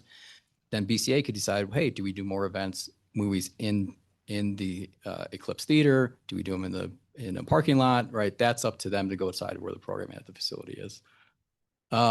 8 and 9 are related. We're essentially recommending that you do an update to all the existing agreements that are in place, align them with the new model if adopted, and add some very detailed KPIs and expectations into those, and then incorporate that into the budget process and use your budget process as your accountability reporting out. So the ultimate goal here is to say, hey, we are funding X entity to do Y number of events, activation of this level of a facility, put some clear KPIs in there. There's clarity from the entity so they can budget and execute that, and then come back and report and score, essentially review it as next budget process. The key point in here in the report too is that you respect the budget process and try to really eliminate those mid-supplemental requests, both really from the town's request and from the fundees, from the entities. That's hard. It's really hard for any municipality, but it allows the project process and the KPIs to work to say, hey, is this working? How do we adjust it? Really leveraging the budget process each year. We talked about simplifying the flow of fundings. There's recommendation reports how to do that. The goal here, same thing with number 11, is you want to align your revenues and your expenditure burdens to those who are carrying them. Jenna talked about it with the facility at the Eclipse. To drive revenue at the Eclipse, right, you want to have the fund who are operating and maintaining and managing those responsibilities, the ability to rent that space. If you can share some of those revenues with those, there's an incentive to activate that. If those costs or those revenues going somewhere else, the incentives are misaligned. So there's ways to structure that where the alignment for the expenses burden and the revenues are shared, and those incentives kind of encourage better outcomes for all parties. Okay, I'm going to go to let's skip to number 14 because we will talk about 12 and 13 in the next slide and then wrap up with a timeline. We are recommending, besides, again, based on where you land with River Center recommendations, some positions for the River Center facility, Riverwalk facility. We are recommending a key hire for the town. And I'm just going to go to the governance structure here to show this. Right right now, when there is a concern for a arts and cultural component, right? It's either got to go straight to Shannon, straight to a council member, right, for their specific entity. We really think it's important that you have a key point contact that whose responsibility in their job description is arts and culture. So we want to, we recommend a point person. This is how they would fit into the governance structure. We are also recommending on the last slide that you convert the management committee that you have today into a formal arts and cultural committee made up of representations from all the ROs and major funding partners from the town. We would have representation from the town that would still have majority vote in that committee. And those two and that committee, along with that new manager, would work really lock and step. Okay, that person is a liaison between that committee and the town. You have public works, you have finance, you have the town who's involved now, but now you have someone who's dedicated and in the description, and this is what they do. I want to talk through a couple of highlights in this governance structure too, checking the clock. You see what we're trying to do here with how the entities now are all working with in kind of an equitable standpoint, similar to the hybrid model that we were recommending. And then again, when ideas come in for either a destination or tourism idea, project, or program or activity, it goes to the BTO recommended lead, or for a non-facility specific mission or community focus of activity, that would go to BCA. So you're trying to clarify very clear direction of who's taking the lead for what, who has responsibilities for those, and then a clear direction so that ideas, comments, recommendations can flow through a single entity versus having to try to guess who I should call or make her an email to. And what this does is this brings the arts and culture community all together at one table, all equitable, trying to say, how do we best together serve the needs of our community? And who's the best to take the lead within that? Is this something that should happen during the film festival? Is this something that the theater company should try to produce? Is this something that needs to happen on a stage or outside? All of that is happening with everyone there at the table that then feeds into the funding structure, the reporting into the town, and your manager of arts and culture is really that one that is inspired to say, hey, where do the ideas come? Where's the feedback? How do we get this together? And then who's going to do it and why? And getting all those pieces together. That I think is one of the missing pieces of, I think, what was intended with BCA that isn't necessarily happening because, again, of that conflict that's there, as well as the need to be facility manager as well as a curator. We actually recommend that that position not be on the committee and that they are this kind of neutral liaison between the committee members and the town council, right? Clearly their employer is the town, but the goal for them to be a local liaison that's communicating both the desires of the town, but also the desires and needs of the community, the arts and culture community. Okay, I'm not going to talk through the slide, but this was in our scope and we did want to provide this insight. There was a request to say, hey, what are the, if the town wanted to expand and look at revenue options, what are some of those tools? These are the four kind of typical revenue raising tools that are used for arts and culture. They're pretty direct forward. I think the only one that maybe gets a little more detailed is the local special taxing district. So you're thinking like a bid or JID that is set up within a specific boundary. There's a mill levy that's raised. And then oftentimes that district has a very specific art focus activity in their mission. And they fund usually not all of their budget, but a significant portion of their budget toward art activities. And that really just grows based on how large you want the district to be. So there's our estimates at the bottom. There's a backup page of how those estimates are there. Clearly, they get more complicated as you go to the right. The right would be a regional one that would go all the way through Summit County. We are not recommending in our report that you go out and make a request for additional revenue at this time. That may be the right action to do down the line, 3 to 5 years. The recommendation to the town right now is to focus on their operational refinements, let those kind of settle in, and then take a re-examination on funding at the future. Clearly, we heard from stakeholders, more funding would always be helpful, useful. It was not the primary feedback we had, that funding is the primary challenge here. It was operational refinements. Let's focus on that first. We'll always take more money, but at the same time, that would be secondary at this time right now. Okay, I'm actually going to pause here and then we'll wrap the presentation. We were shooting for 30, we're like 35. This talks through a little about implementation, some of our recommendations. We talked a little bit with the town. The highlight of this is really, the most important highlight of this is wherever the town lands with our recommendations, if you were to adopt kind of the higher level restructures of the changes of the hybrid model, the town take on facilities, The risk is moving too quickly. Okay. And I understand there's a lot of desire to make changes for 27 budget. And we do have some recommendations of what would adjust by January of 27. But we really see this as like an 18-month transition. So essentially some actions that could happen for 27, some early planning, some maybe some transitions on committees and roles. But you really use a year of 27 to be your transition year. That's you strategically plan it through downtimes, you bring on partners, new partners, make sure the agreements are all set in place. And by really, you should really be thinking January 28 is where you'd see the full changes. So we're happy to talk through this and through questions. This would be something we recommend. We talk through some time with the steering committee. But that's the kind of key takeaway in this timeline. And we're happy to talk through with the town more and more on more of some of the detail of implementation after there's a direction or feedback on the recommendations and the high level findings. And that's essentially what this slide just says. So with that, we will wrap and allow for plenty of times for some questions or discussion. Great. Thank you very much. Questions. Let's start with questions. No. I'll start it off. John, thank you so much for being here. Thank you for accelerating this process so that this body had the chance to review some of the recommendations and to take some time to digest them, and appreciate the depth in which you all went through. I think it's clear that the steering committee chose great partners to go into this. When in this, do you suggest that the Arts District's assets, meaning Old Masonic Hall and the Arts District, are more valuable integrated under one, or are they more valuable separate entities and contracted facilities? I think because right now it's all within this district and they all need to play together in a way. The only division that we saw was if Old Masonic stood on its own as something completely different, that still then was an entry point to the historic buildings.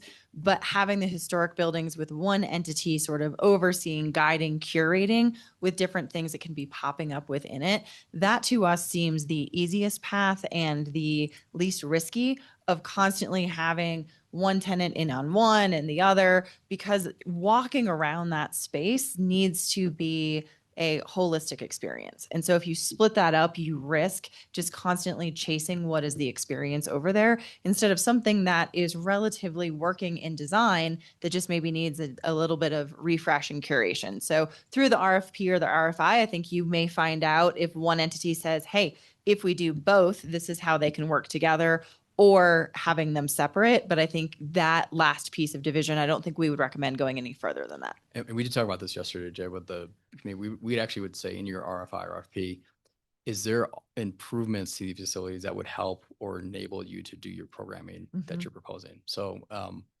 there are challenging buildings, right? But we don't really want to recommend spending money on it until you understand the needs. And we actually would rather get some ideas to say, hey, we really need better HVAC to make this one work, or we don't need HVAC at all because it's going to be open the whole time, right? So use that process as well to talk about investments and think through some of the investments that could happen to support some of the programming afterwards.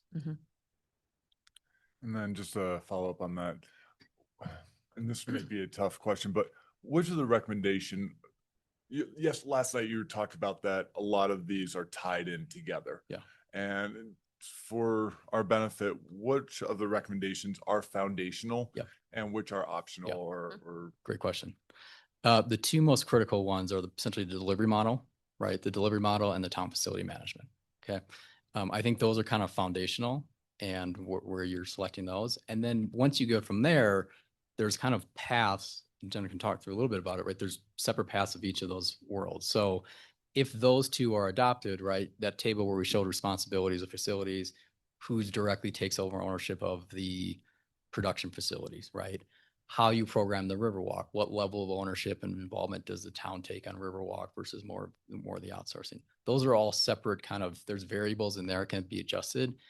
But before you make those decisions, you need to decide, are we going to do this kind of hybrid model with multiple partners, the town taking on leadership of the facilities, and then directing and contracting with multiple partners and setting the outcomes of those partners through the funding agreements. Those are your two key ones. And I think based off of all of the feedback from the stakeholders and all of the research, that foundational piece helps you to achieve the biggest problem at hand right now. So it's a little bit of a if this, then all of these options can happen. If you don't take that foundational recommendation, then the programming may suffer because of your programmers and your stakeholders who are saying, we have to make this change in order for us to be successful programmers. So one supports the other, one feeds the other as it comes down to it. Great, thank you. Yep. Can I just clarify? You said two things and I couldn't understand the second thing. Did you say delivery model and funding agreements? The recommendation just formally switched to a hybrid delivery model. Yeah. And then the town taking on ownership responsibility, full management responsibilities for the facilities. So it is essentially, Okay. it's 1 and 2. I think it's 1 and 2 of, it's 1 and 2 right here. Yep. Okay. All right. Other questions? With the events, it seems that there's still, with the recommendation, there's still going to be a bit of a division in events. And do you guys have concerns with that, or do you feel like execution of events, the audio visual, all of that, all those pieces to the events, when we have different organizations running them, is that a concern at all? I don't think it's a concern because you'll have consistent staff and operational focus at each of the venues. So no matter who's coming in to do an event at the Riverwalk, it'll be the same staff delivering an excellent experience for the users. Right now, honestly, what happens is that due to something in the agreements, when the NRO is in, they actually have to bring in outside production staff in order to support their needs over the summertime. That's a burden on them. It's a financial impact, and it also is a little bit of a risk on the facility operators and owners because who's touching what equipment? What's going on? What are the emergency processes and procedures? So being able to say we have one team who is operating and delivering to these quality standards across each venue is the key thing that comes down to it. If it was the town is just going to let anyone walk into the Riverwalk and do whatever they want to with it, major red flag. But this model is there's a focused operator in each of your key venues that are responsible holistically for everything nuts to bolts. The programming that's coming in, so what's getting put on the stage is then the thing that's different.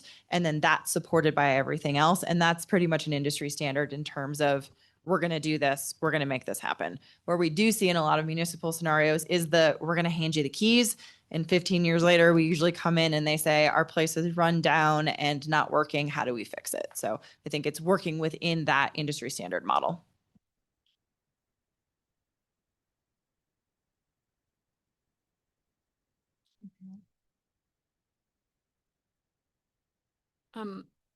So how, because I mean, our community really loves all the programming that's currently provided. And so I think as a council, what we want to make sure is that that is maintained, because what we want to do is go to the next level. We don't want to go backwards at all. So I'm just really curious how, whether this takes 1.5 years or 2.5 years, how do we make sure that we provide all of that during this transition time? Yeah.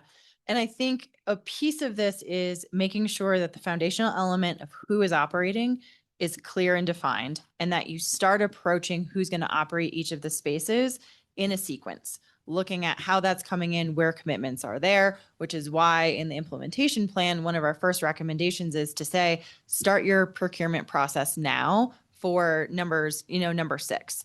Get that going because that could take a while. Then number 5 is frankly kind of easy because they're already doing it. So that programming maintains, their contracts are just adjusted. And then for Riverwalk, it's really a matter of how is programming already committed and maintained? And then when is the switch of operations, which really truly means BCA right now NRO, they all have their agreements. They know when their artists are happening, when their shows are happening. The only thing that changes is programming stays. Who's operating it changes.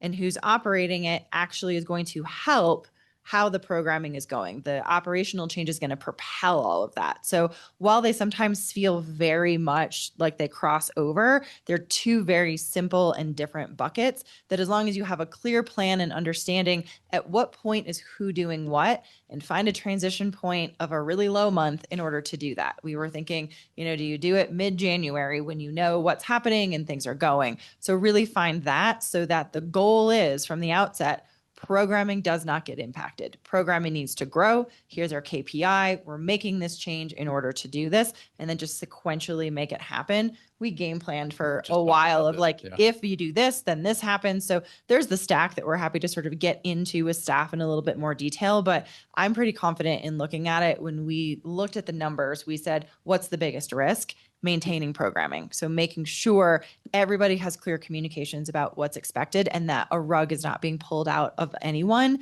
And this is an idea to say, we're focusing on where the strengths are. And then we are going to supplement in where staff needs to be augmented for where the strengths aren't today. Programming wins, community wins.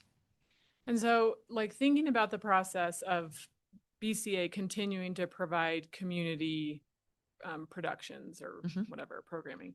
So then they wouldn't be the sole managers of, say, the arts district. So if they wanted to put on a community program in some space at the arts district, then they would somehow convey that information to, would it be the town person or the committee, the arts and cultural committee?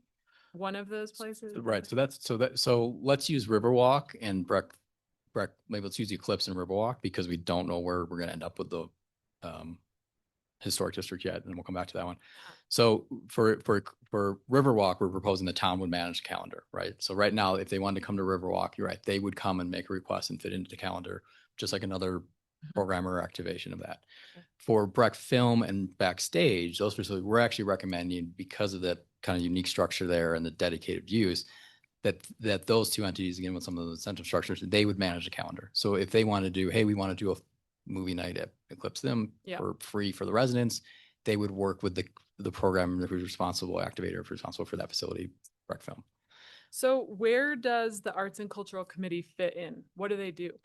So essentially, what we're trying to avoid is that they're providing feedback on what's working and what's not working to the town, right? But it's coming through the committee. So you have one source of communication, both in and out. We had, remember that in there, lack of access, confusion, like some people had access to the town and decision makers and others didn't. The goal of that committee is everything flows through the committee. So kind of final budget allocations from the town, directions from the town, goals, onto your point, coming out of the master plan of here's kind of our distribution of how much we want to focus on community programming versus tourist activities. That comes through the committee. And then likewise, right, we talked about that partner conflict. When there's a conflict or challenge, that committee is now bringing that together. They're talking about it across all the entities versus one entity bringing the challenge themselves. And you have that liaison who's hopefully now working to the town and communicating that on behalf of the town to say, hey, this is a real problem. We need to make that change next year in the budget process, the funding allocation, otherwise, and being that spokesman. So it's really trying to channel the one-time communication versus in the past, various communication channels and that distrust or concerns of access. So inevitably, like July 4th or we'll give them 2 months of warning that we want to do something additional on July 4th. So would we say either there's an RFP and give it to the Arts and Cultural Committee and say, how can you fill this? This is the amount of money we have, and those folks can all decide who's best suited, or no, we're actually recommending that those decisions be made through the budgeting process annually and defined through the funding agreement. So this takes more work, but we're saying, hey, if the town wants X amount of events, the 4th of July parade, I'm making things up, 4th of July parade, ABC events throughout the year, we want to make sure that's happened. BCA, you're going to do 3 of those, and DDX is going to do Y. it's going to be in your funding agreement and that's your responsibility. And here's how we want it to go. Here's how we want to market. And then they will say, this is how much it's going to cost. It's in your budget. You go through and execute. And then the request is, we're really going to try to limit I have an idea February 1st, I want to add it in.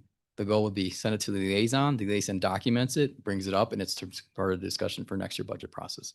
I know there's a set aside dollars. I forget the 250, I think that's out there.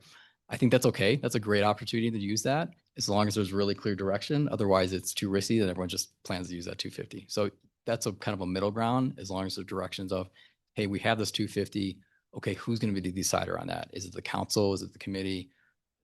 We just want to make sure there's good guardrails if that out is out there. But the goal is really to leverage the budget process and define it in the funding agreements on expectations. And just to be clear too, if I want to do an event at the Riverwalk and I do not want any money from the town because I'm going to just come in and do this and figure it out, I'm going to go directly to the facility manager at the Riverwalk and say, I want to rent March 1st. How do I get that done? I'm going to contract that. I'm going to put on the show.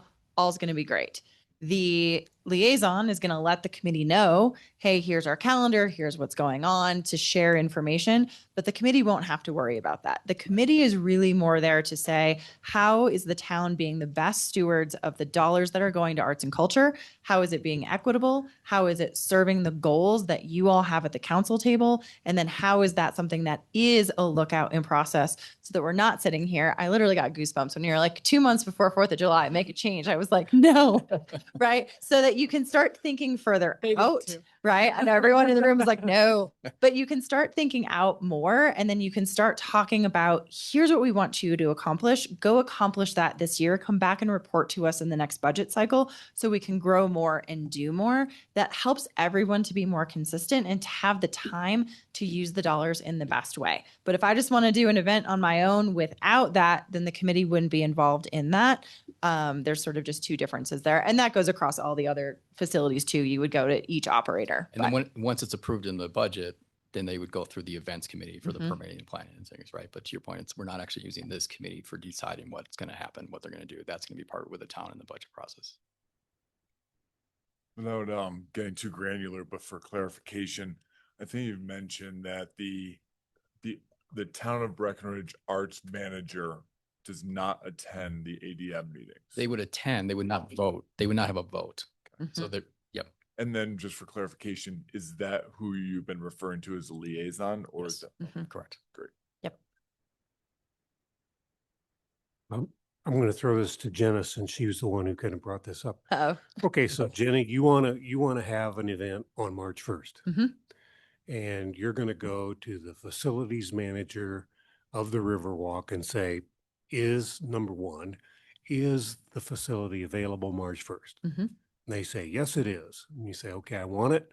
Here's my contract. I don't need any money. I'm all in charge of it. What if Breck Film says, wait, or Breck Theater says, wait, we're opening our new production March 1st. We don't want you stepping on our toes when we have a big event that we've had on the calendar for a long time.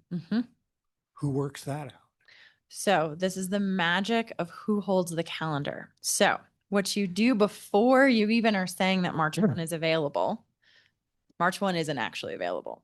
Because this is a town and the town is running the facility, the town's priority is supporting the ecosystem.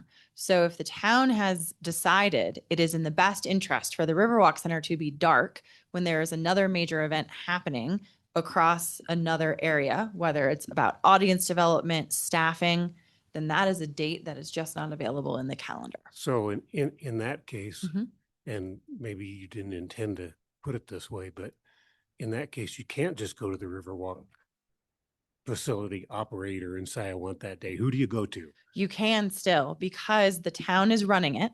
So the person in charge of the calendar, who most likely is the venue director, is a town employee who most likely in structure reports up to that manager.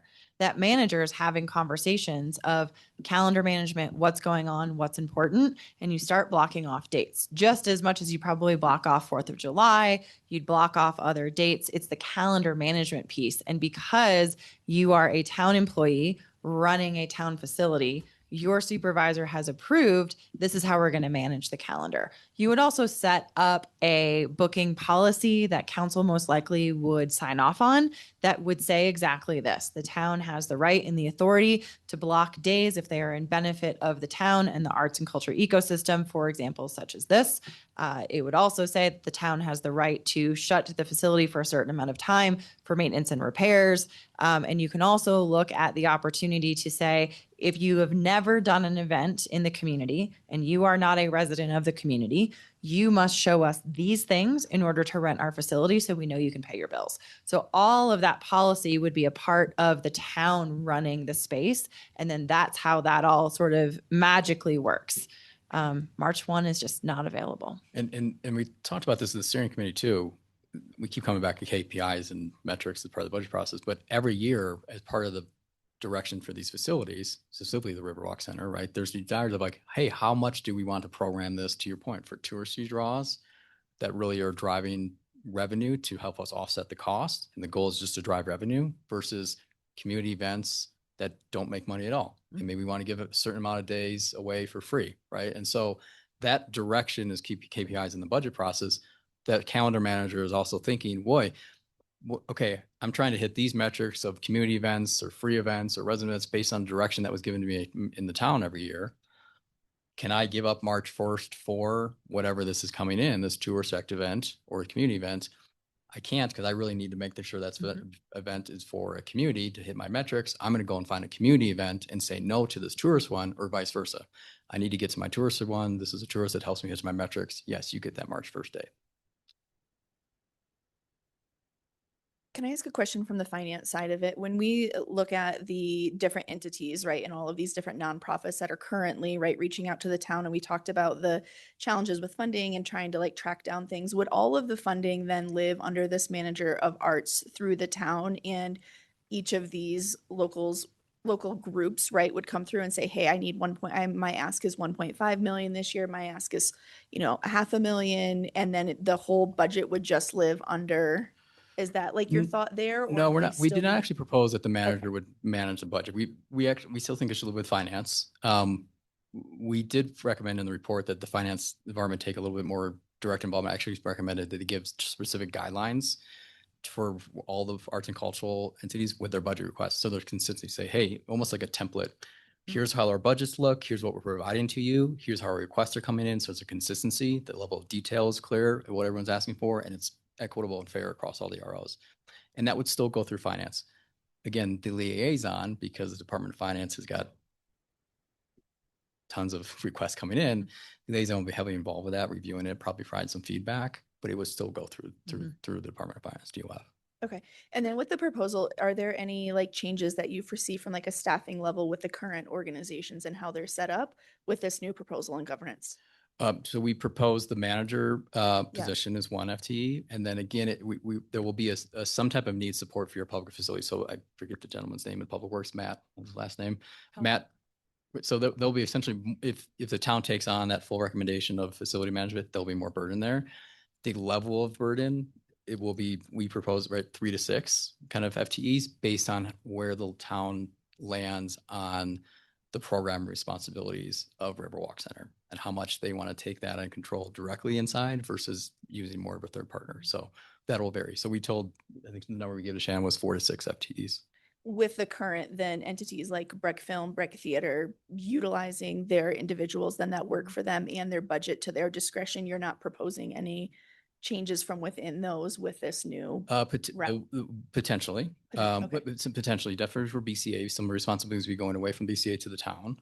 And then for Breck Backstage Theater and Breck Film specifically, with them taking a bigger ownership responsibility for the facilities, if you remember that table where they would take on the production, essentially anything inside the walls. Think of like a tenant landlord responsibility for commercial space. If anything inside the walls, they would take responsibility for. They don't do that today. They do in some form or fashions. They're paying for cleaning. They do have a contract for their projector. They would fully take that on, and that would potentially be a higher funding request. But the incentive is then that now they have ownership on that.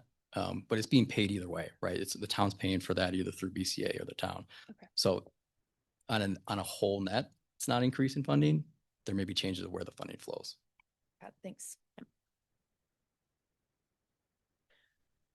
I think I can kind of understand how we will maintain the arts, but I'm a little bit worried with like kind of the stifling of mid-year requests and looking at funding annually, that I'm a little bit worried that it will reduce the ability of I mean, primarily BCA to be able to be creative and say like, we think we want, I mean, you know, we're kind of reducing their ability to do some gap programming because they, it will require a lot more planning and figuring out. But then also like a 2-year project. Sometimes BIFA or other artists are booked way before.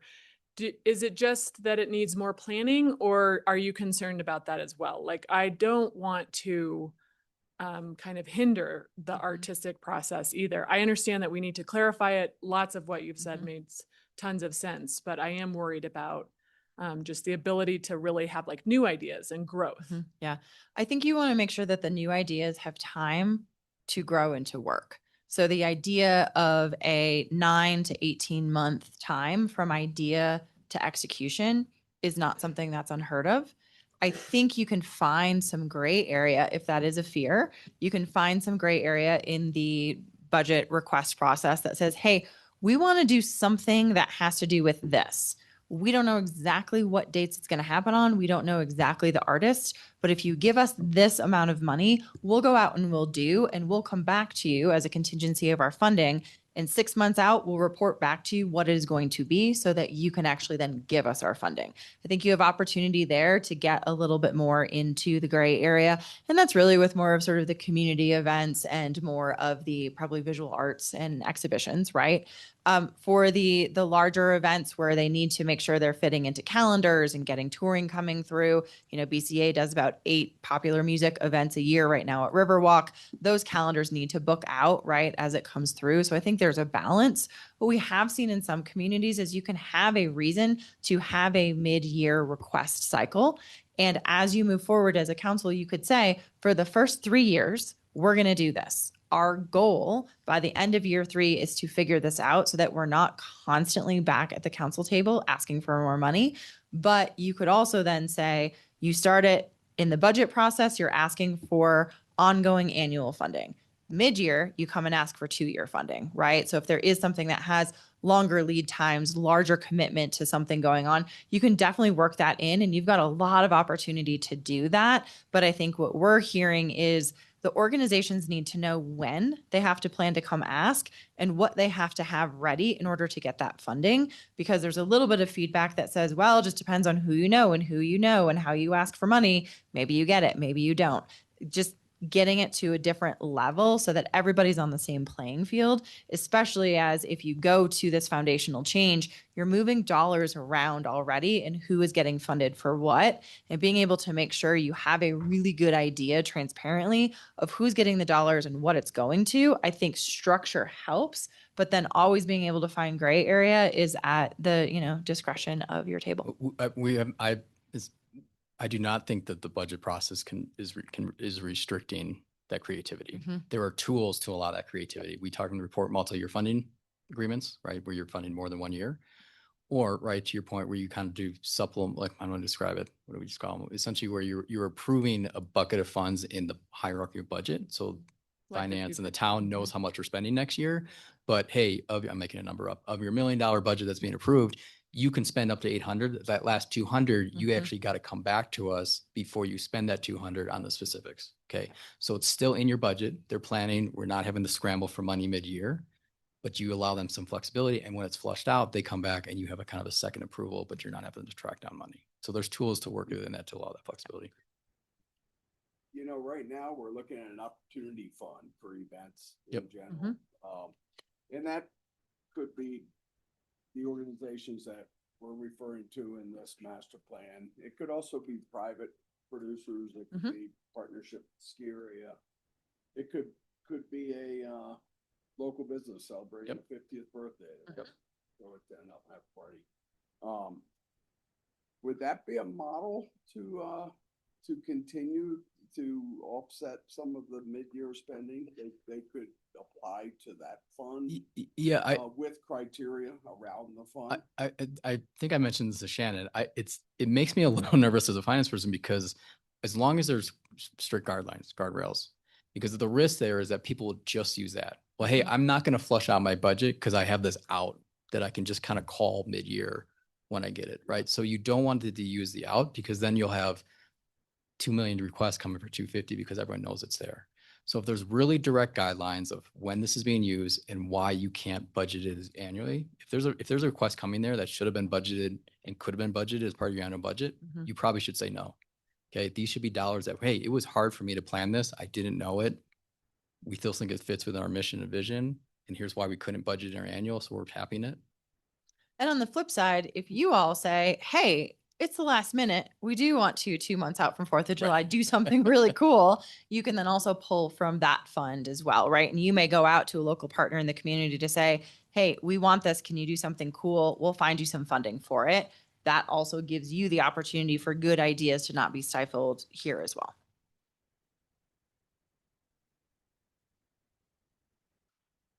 Any other questions? So I know we have some decisions to make, and I'm not sure if we need to go into executive, and we don't have to make decisions, right, as well. But we've been faced with a proposal. So are we going to go into executive session and then come out and talk about, or how? So you can, the exec session is specific to giving advice to negotiators who might be renegotiating agreements, specifically the agreement with BCA. So we want to keep that conversation tight to that topic. Okay. We do have the opportunity to have our consultants in the session with us in case you have specific questions for them related to that topic. If you feel like you're ready to make any decisions today, then we can come out of, I would say you should make those decisions now so that there's no people don't have to perspection that you talked about them in exec when they didn't apply to that agenda item specifically and then came out and made decisions. So. Okay.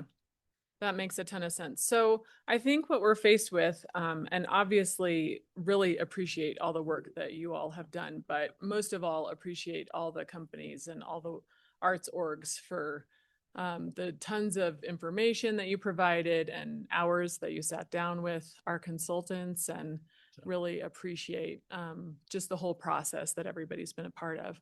So we can talk about whether we think moving towards the hybrid model is the right way to go, or if folks want to consider one of the other options from the consultants, then we can certainly talk about that right now. Or if people feel like, no, I really need another couple of weeks to digest this, I think that's also, or we can do parts of it. Like, I think forming the Breckenridge Arts and Cultural Committee is a pretty easy thing for me to support. So I don't know how you all are feeling about that. So I'm sort of looking at these near-term actions in the implementation and timeline considerations and thinking about some, making a decision on some of these, or are people not ready for that? I almost feel like we have to decide on the model before we can decide on like the committee, if the committee will exist. So I am leaning toward their suggestion on the model. I'm not sure I'm totally ready to pull the trigger right this second. I think, between receiving this on Thursday night and then just really flushing out a lot of the recommendations, that is an enormous amount of information that we have just received over the last 60 minutes. And so I guess my vote would be to punt for 2 weeks, allow some time for this to settle in, to reread some of the slides, to dive a little bit into the report, and come back on, is that July 14th? With that on the work session to really kind of make some decisions after time to reflect on it and to really to kind of vet some of the stuff that we've been presented with. Does anyone feel otherwise than that? I'd like to have 2 weeks to think about it. I agree. Yeah, I think it makes sense to take a little more time. I mean, I do think we still go into executive session because BCA's contract, and in fairness to them, we need to start that discussion. I mean, that will, that informs a lot of the way we go. Okay. That's a little bit where I'm at, is thinking of like. Can you? Sorry, yes. A little bit where I'm at is thinking about like the timeline and the courtesy, and I guess hearing pretty loud and clear, I guess to me, I'm thinking that it almost boils down to like clear is kind, and it's like the right thing that we need to do is provide clear expectations, right? And momentum going forward. But I would also say this is a ton of information to digest. And so I don't want to, just quickly move through it and miss something that's incredibly important. Permitting that we're not further just pushing things out, right? That will impede like the timeline. All right. I think we'll wait to make any decisions. So, but I liked this presentation. It was very clear. Can we get a copy of that? I know we had a similar one, the packet, but yep. this is great. Yep. That'd be wonderful. Will we have the consultants with us in our exec session? We can.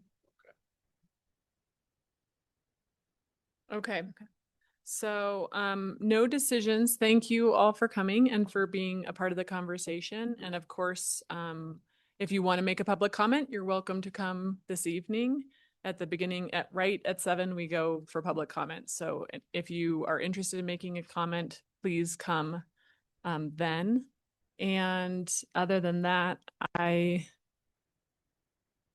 think Keely needs to make the motion.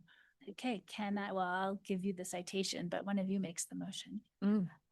Can I get a motion under CRS 24-6-4024 B and E to discuss negotiations and receive legal advice related to the BCA funding agreement? So moved. Second. All in favor? Aye. Aye. Aye. Any opposed? All right, we are moving into executive session.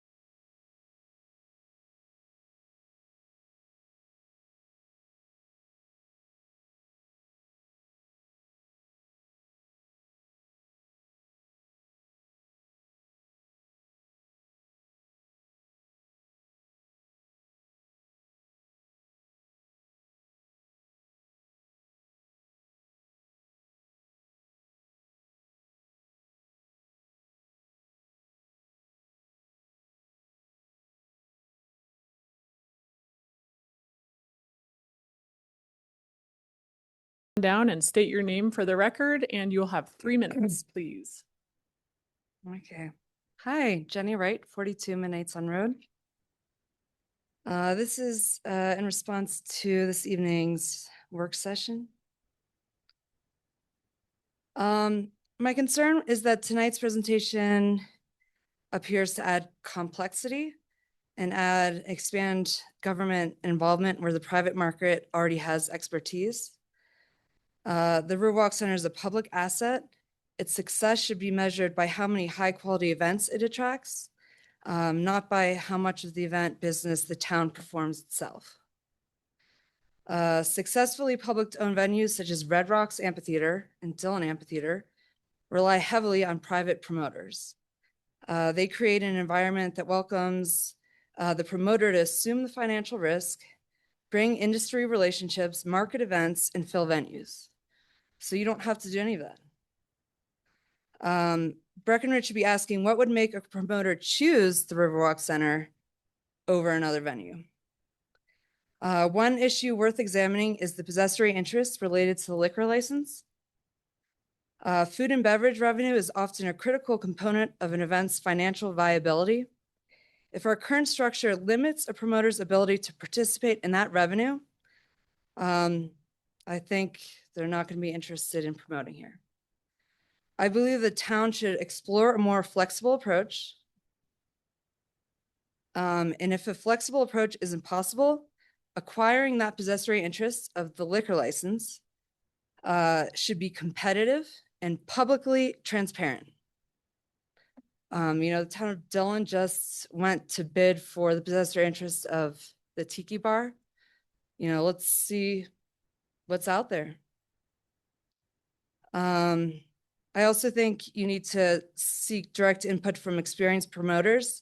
And maybe you have, I can tell from that presentation, but AEG, regional promoters, independent promoters like Jed Selby and BV, he's doing an awesome job. Have we talked to him? That we need to ask them, like, what do you want? What would make you want to come here? I think we should be cautious about expanding permanent staffing for work that is inherently project-based. Before adding administrative overhead, we should determine whether partnering with experienced promoters could produce better results at lower long-term cost. Competition generally produces better outcomes than exclusivity. I believe the Riverwalk Center could benefit from more competition, greater flexibility. So less, it sounded like they wanted to go more towards rules and regulations. So less, you've always been able to rent that place and you had to figure out all the staffing issues and the sound. None of that is new. And so more competition, greater flexibility, and fewer barriers to bringing events to Breckenridge. Let's build a venue that people are competing to book, not one that is difficult to access. And I think we've seen that government involvement hasn't brought us the music we want to see. So why don't we take it to market? Thank you. Thank you, Jenny. Any other public comment? Yes, come on over and just state your name, and then you'll get your 3 minutes. Hello, my name is Nicole Sletta, 800 Columbine Road in town. This is my first time giving a public comment. Also, full disclosure, I'm an employee of Breck Creative Arts. I run our Precious Plastics program as well as I'm part of the programming team. Part of my concerns with the report we heard during the work session was it felt incomplete in terms of the fate of the Arts District campus and how those facilities are being used by the town, by Breck Create, or by any of the requests for proposals. I yield my time. Thank you. Thank you very much, Nicole. Anyone else? All right, so staff has made notes of the comments that are here tonight, and certainly we will take those into consideration as we start working towards a decision. But I also really want you to make sure that you stay involved in the Arts and Cultural Master Plan, because in particular, some of your comments, Jenny, those would be amazing to hear in the Arts and Cultural Master Plan, but we'll keep track of them as well. But there will be lots of public sessions to continue to stay involved. But thank you guys both for coming. Public comment is closed. We are going to go to John Copeland at the Breck Ski Resort for an update. Evening, Mayor and Council. Thanks for having me. Well, looking back on the winter wasn't super fun to look back on, but this was a wild one to say the least. It was the lowest snowpack since we started recording numbers here at the resort. Our snow services team faced unprecedented challenges in opening and maintaining terrain. However, we learned a ton of lessons that will benefit us in the future: how we manage snow, how we manage water, our snowmaking progression, just to name a few. We ended up closing down on April 19th, which is almost 1 month ahead of normal closing day for the resort. Then we were able to open up for an encore 7 days later, the 25th, with the Colorado Chair. We had a free pass holder barbecue. We had special deals with partnerships from Outer Range, and we had free live music with a couple DJs for one last party and to say good riddance to this final year. We ended up having about 3,500 locals show up on that Saturday, which was really cool. We did, however, take advantage of this additional time that we're not used to getting. So we got to jump on some of our admin and maintenance projects. We held our annual mountain cleanup with almost 650 pounds of trash removed from the slopes and around the base area, and a ridiculous amount of empty fireball shooters. We're working closely with BGV right now to support their projects, of many are right up against our property. We've had 3 wildland firefighter tabletop exercises with our staff. We've had red, white, and blue out to support. And then we have a lot of focus on water for next season, and incredibly grateful for the partnership we have with the town. Summer operations are now in full swing at the base of Peak 8 through Labor Day. We have a free community preview day on June 11th. We had over 450 folks show up for that, which is really cool. This year, we're opening the summer park from 9 a.m. to 4 p.m., which is an hour earlier of when we would normally open, just trying to take advantage of longer weather windows. So we'll see how that goes. Footprint is very similar to years past. Classics like the coaster, alpine slide, mini golf at the base of Peak 8. And then last Friday, the Colorado Chair opened for scenic rides, bike haul, and access to alpine camp activities, and the Horseshoe Bowl hike as well.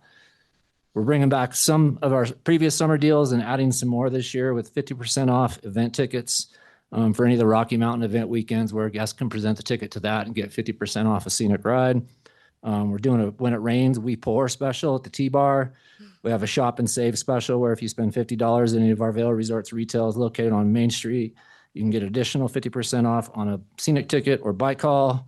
We have happy hour at the T-Bar from 3 to 5, put together a scenic ride and lift voucher. And then we have an early bird discounts for those guests who come from 9 a.m. to 10 a.m. can get an additional 15% off the activities. On the capital side, we have quite a few behind the scenes projects that will be impactful to our operations. One that we've been working on for almost 4 years now, Port Duke. We're installing the first of our 3 phases of our remote avalanche control systems up off Peak 7. These are similar to the systems used on CDOT along I-70 there.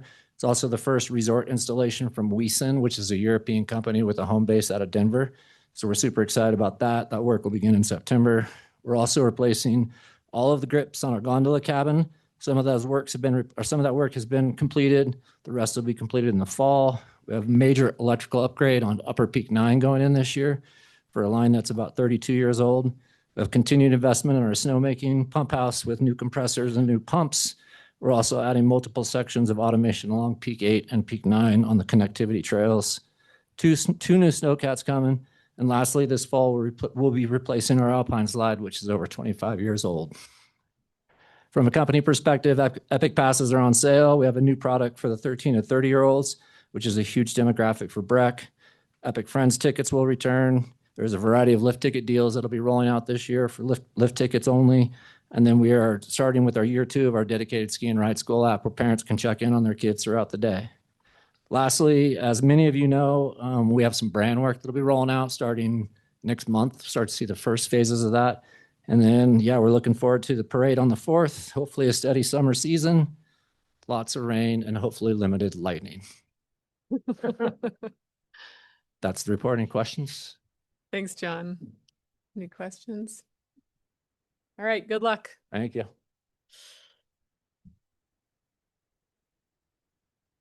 Okay.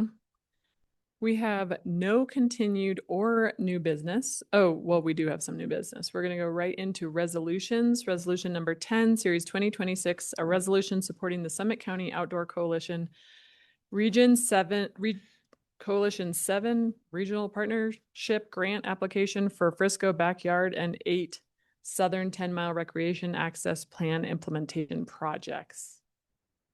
I don't know if that means anything, but go ahead, Duke, take it away as quick as. Good you can. evening, Mayor and Council. Thank you for the time. Before you this evening for You know consideration what? is a resolution to demonstrate town support for a Summit County Outdoor Coalition grant. It's our local regional partnership initiative to support the first phase of implementation for the Southern 10-Mile Recreation Access Plan and the Frisco Backyard. Specifically the Quandary Trailhead improvements. We discussed this during our work session earlier today, and I'm happy to take any questions. Any questions for Duke? Can I have a motion?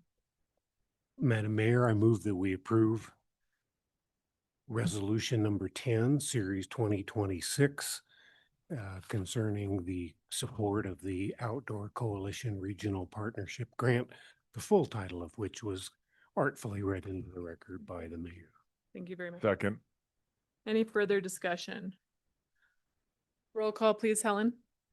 Councilmember Lucky, Yes. Councilmember Carlton, Yes. Councilmember Beckerman, Yes. Councilmember Page, Yes. Councilmember Sade, Yes. Councilmember Gerard, Yes. Mayor Owens. Yes. Okay, moving into planning matters, the planning commission decisions. No feedback. We're going to go into a report of mayor and town council members. There was not a CAST MMC meeting, so we can move on to BOSEC. Great. Just in case it didn't get registered by everyone during work session, our Open Space and Trails Department was awarded by the BTO Business Partner of the Year, which just goes to show their cooperation in between, in joining partnerships and departments, and their work with the Wildflower Week for the BTO, and their cooperation with so many of the other guided hikes and the way that that's been done. I think that the award just highlights all that they've been doing. So wanted to do that. The minutes are in the packet, and Matt Renew did a really great bit on Wildflower Week. So I think that'll be exciting, and I think that's in about a couple weeks. So that's it. All right, thank you, Jay. BTO. The annual meeting was last week. I unfortunately was out of town and missed it, but you were there. I was. Do you want to say something about Bruce? Huh? Do you want to say something about Bruce? Yeah. Sadly, the BTO and our community as a whole lost a longtime supporter, board member of the BTO, Bruce Horry. And tragically and sadly, suddenly, he was an amazing partner to the town and the community in so many ways, and an amazing friend to so many in our community. It's been a tough week for the BTO. His celebration of life is going to be at Beaver Run next week, on the 30th at 2:00. So for all of us that know him, they suggest to honor Bruce by wearing a Hawaiian shirt or a polo shirt. So those of you that know Bruce Makes know sense. that fits. But condolences to his family, and it's a real loss for the community. Agreed. The BTO meeting was fantastic, but you can watch it in its entirety, I'm sure. But to call out that Taryn from the rec center, Taryn Abel, got volunteer of the year, and she was up against a lot of people giving a lot of hours. So I just, just another way that our staff is crushing it. So I want to point that out. Breck history. Yeah, so a few things to know. The Spirit of 76 exhibit is now open at the Welcome Center. One thing that it features is 30 photographs from Alden Spillman that have never been publicly displayed before. So that's pretty cool. The first stabilization project in the field is happening right now, One Step Over Cabin, which is located near the intersection of Prospect Road and the One Step Over Trail. One of the goals for this project is to maintain the vintage, funky look of the cabin. And then we are meeting as a board on July 8th to go through our strategic planning, in which we adopted in 2022. So more of just like a tune-up of the plan versus like a full rehaul. Or overhaul, excuse me. That's it. Sounds great. Anything to add to the BCA conversation, Steve? BCA is up and running for the summer. We, as everybody should know, we had our first farmers market. The air stage was activated. Everybody was very happy to be back. All of the vendors proclaimed that this is one of their favorite events of the summer, working up here in Breckenridge. Old Masonic Hall's new exhibit in conjunction with Mountaintop is open. It's quite an interesting display, so drop by and take a look at that. Otherwise, BCA is just kind of sitting back, working through the cultural master plan and the street group report that we heard tonight. Great, thanks, Steve. And arts and cultural master plan. We had a meeting last night to go over SSG's presentation.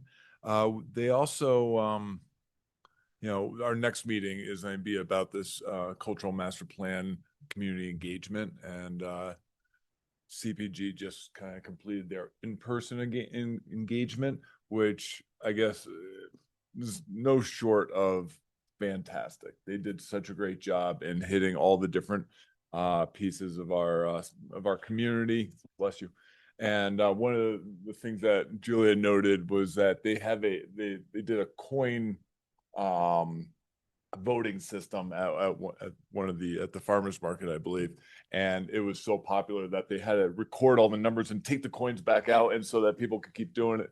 So they really did a fantastic job getting the pulse of the community. I was involved in one of the focus groups for just listening, and they did a great job of kind of keeping the discussion productive and informative, and to really vet out a lot of the information that's there. So yeah, they've been doing a great job. And our next meeting will be to review that community engagement results. Steve, anything to report on social equity? I know that you covered that this month. I covered for Carol. We had a very robust discussion about our bilingual signage for the fire warnings. Talked about getting information into the short-term rentals that would be both in English and Spanish for our Spanish visitors who are here renting and may not understand what a stage 1 fire restriction is. A lot of concern about that.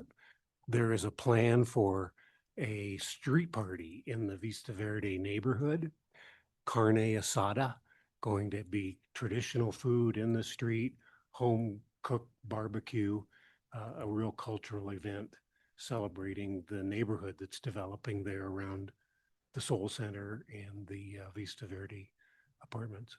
That's awesome. All right. Any other matters? Should I say that though? Oh, sorry. Report of the town manager.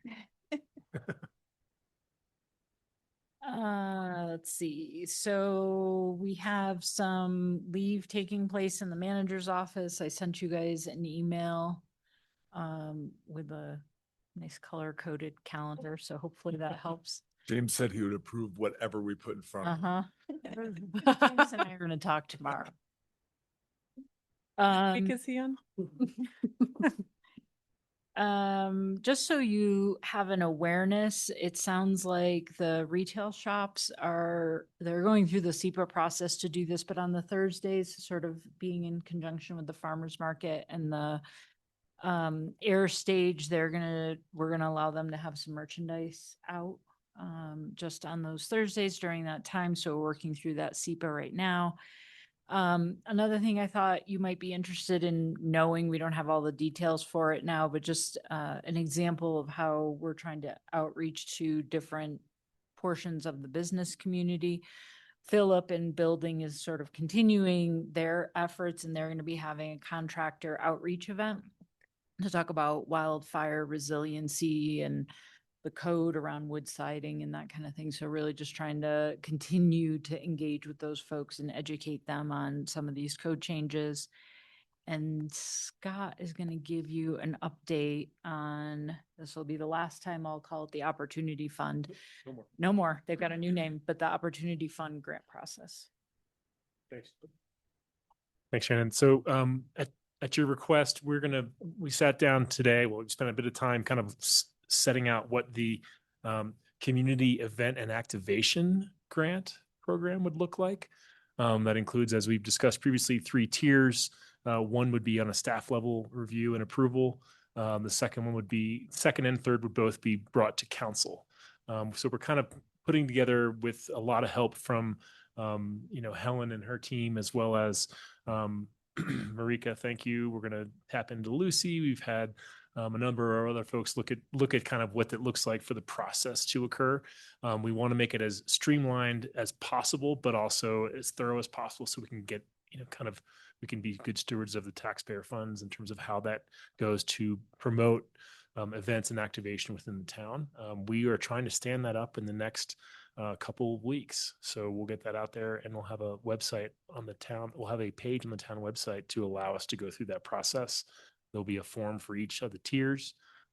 Each of those are broken down by numbers of people and also amount of grant to be funded. That's mostly what I wanted to let you know, that we'll try to get that live in the next couple of weeks with a few more reviews. We want to make sure Lucy has eyes on it, and a few other folks. And Marika, anything that you want to add as part of the person helping us stand this up? You covered it. Okay. And there will be a working group within the BREC Events Committee, a subcommittee of the BREC Events Committee, to help review all of the applications that come in, and then go from there. And you will see the tier 2 and 3 ones presented to you for approval or denial, as you like. Happy to answer any questions. Questions? Are we going to actively try to get that out to, say, our business organizations, retail, restaurant, that kind of thing? We do have a marketing plan that's been drafted to put that out. And I'm sorry. You're moving all around, Helen. Sorry, Helen, do you want to address what that looks like from the marketing standpoint? But yes, the idea is that we're gonna push it out so that I know there's a lot of pent up interest in that program, and we will make it live and push it out as soon as we can. Great. Anything you want to add to that, Helen? No. Okay. Yeah, it'd be great to go to those meetings and be available for questions. Some staff person, the business organizational meetings, to go and present it in person as opposed to just emailing. Okay. Just to be able to answer questions and facilitate it. Great. Thank you. Anything else? That's all I had. I will. Are there any other matters? Okay, I have one. Watch, we are going to, most likely, if it doesn't rain, we are going to go into stage 2 fire ban by Friday, right? I think even if it does rain. Even if it does rain. Yeah, I don't We'd think need a there's lot of rain. there's not enough. Yeah. So, so just so that you guys can all be aware, and I'll be signing that as soon as it's ready. Okay. Anything else? All right. Meeting adjourned.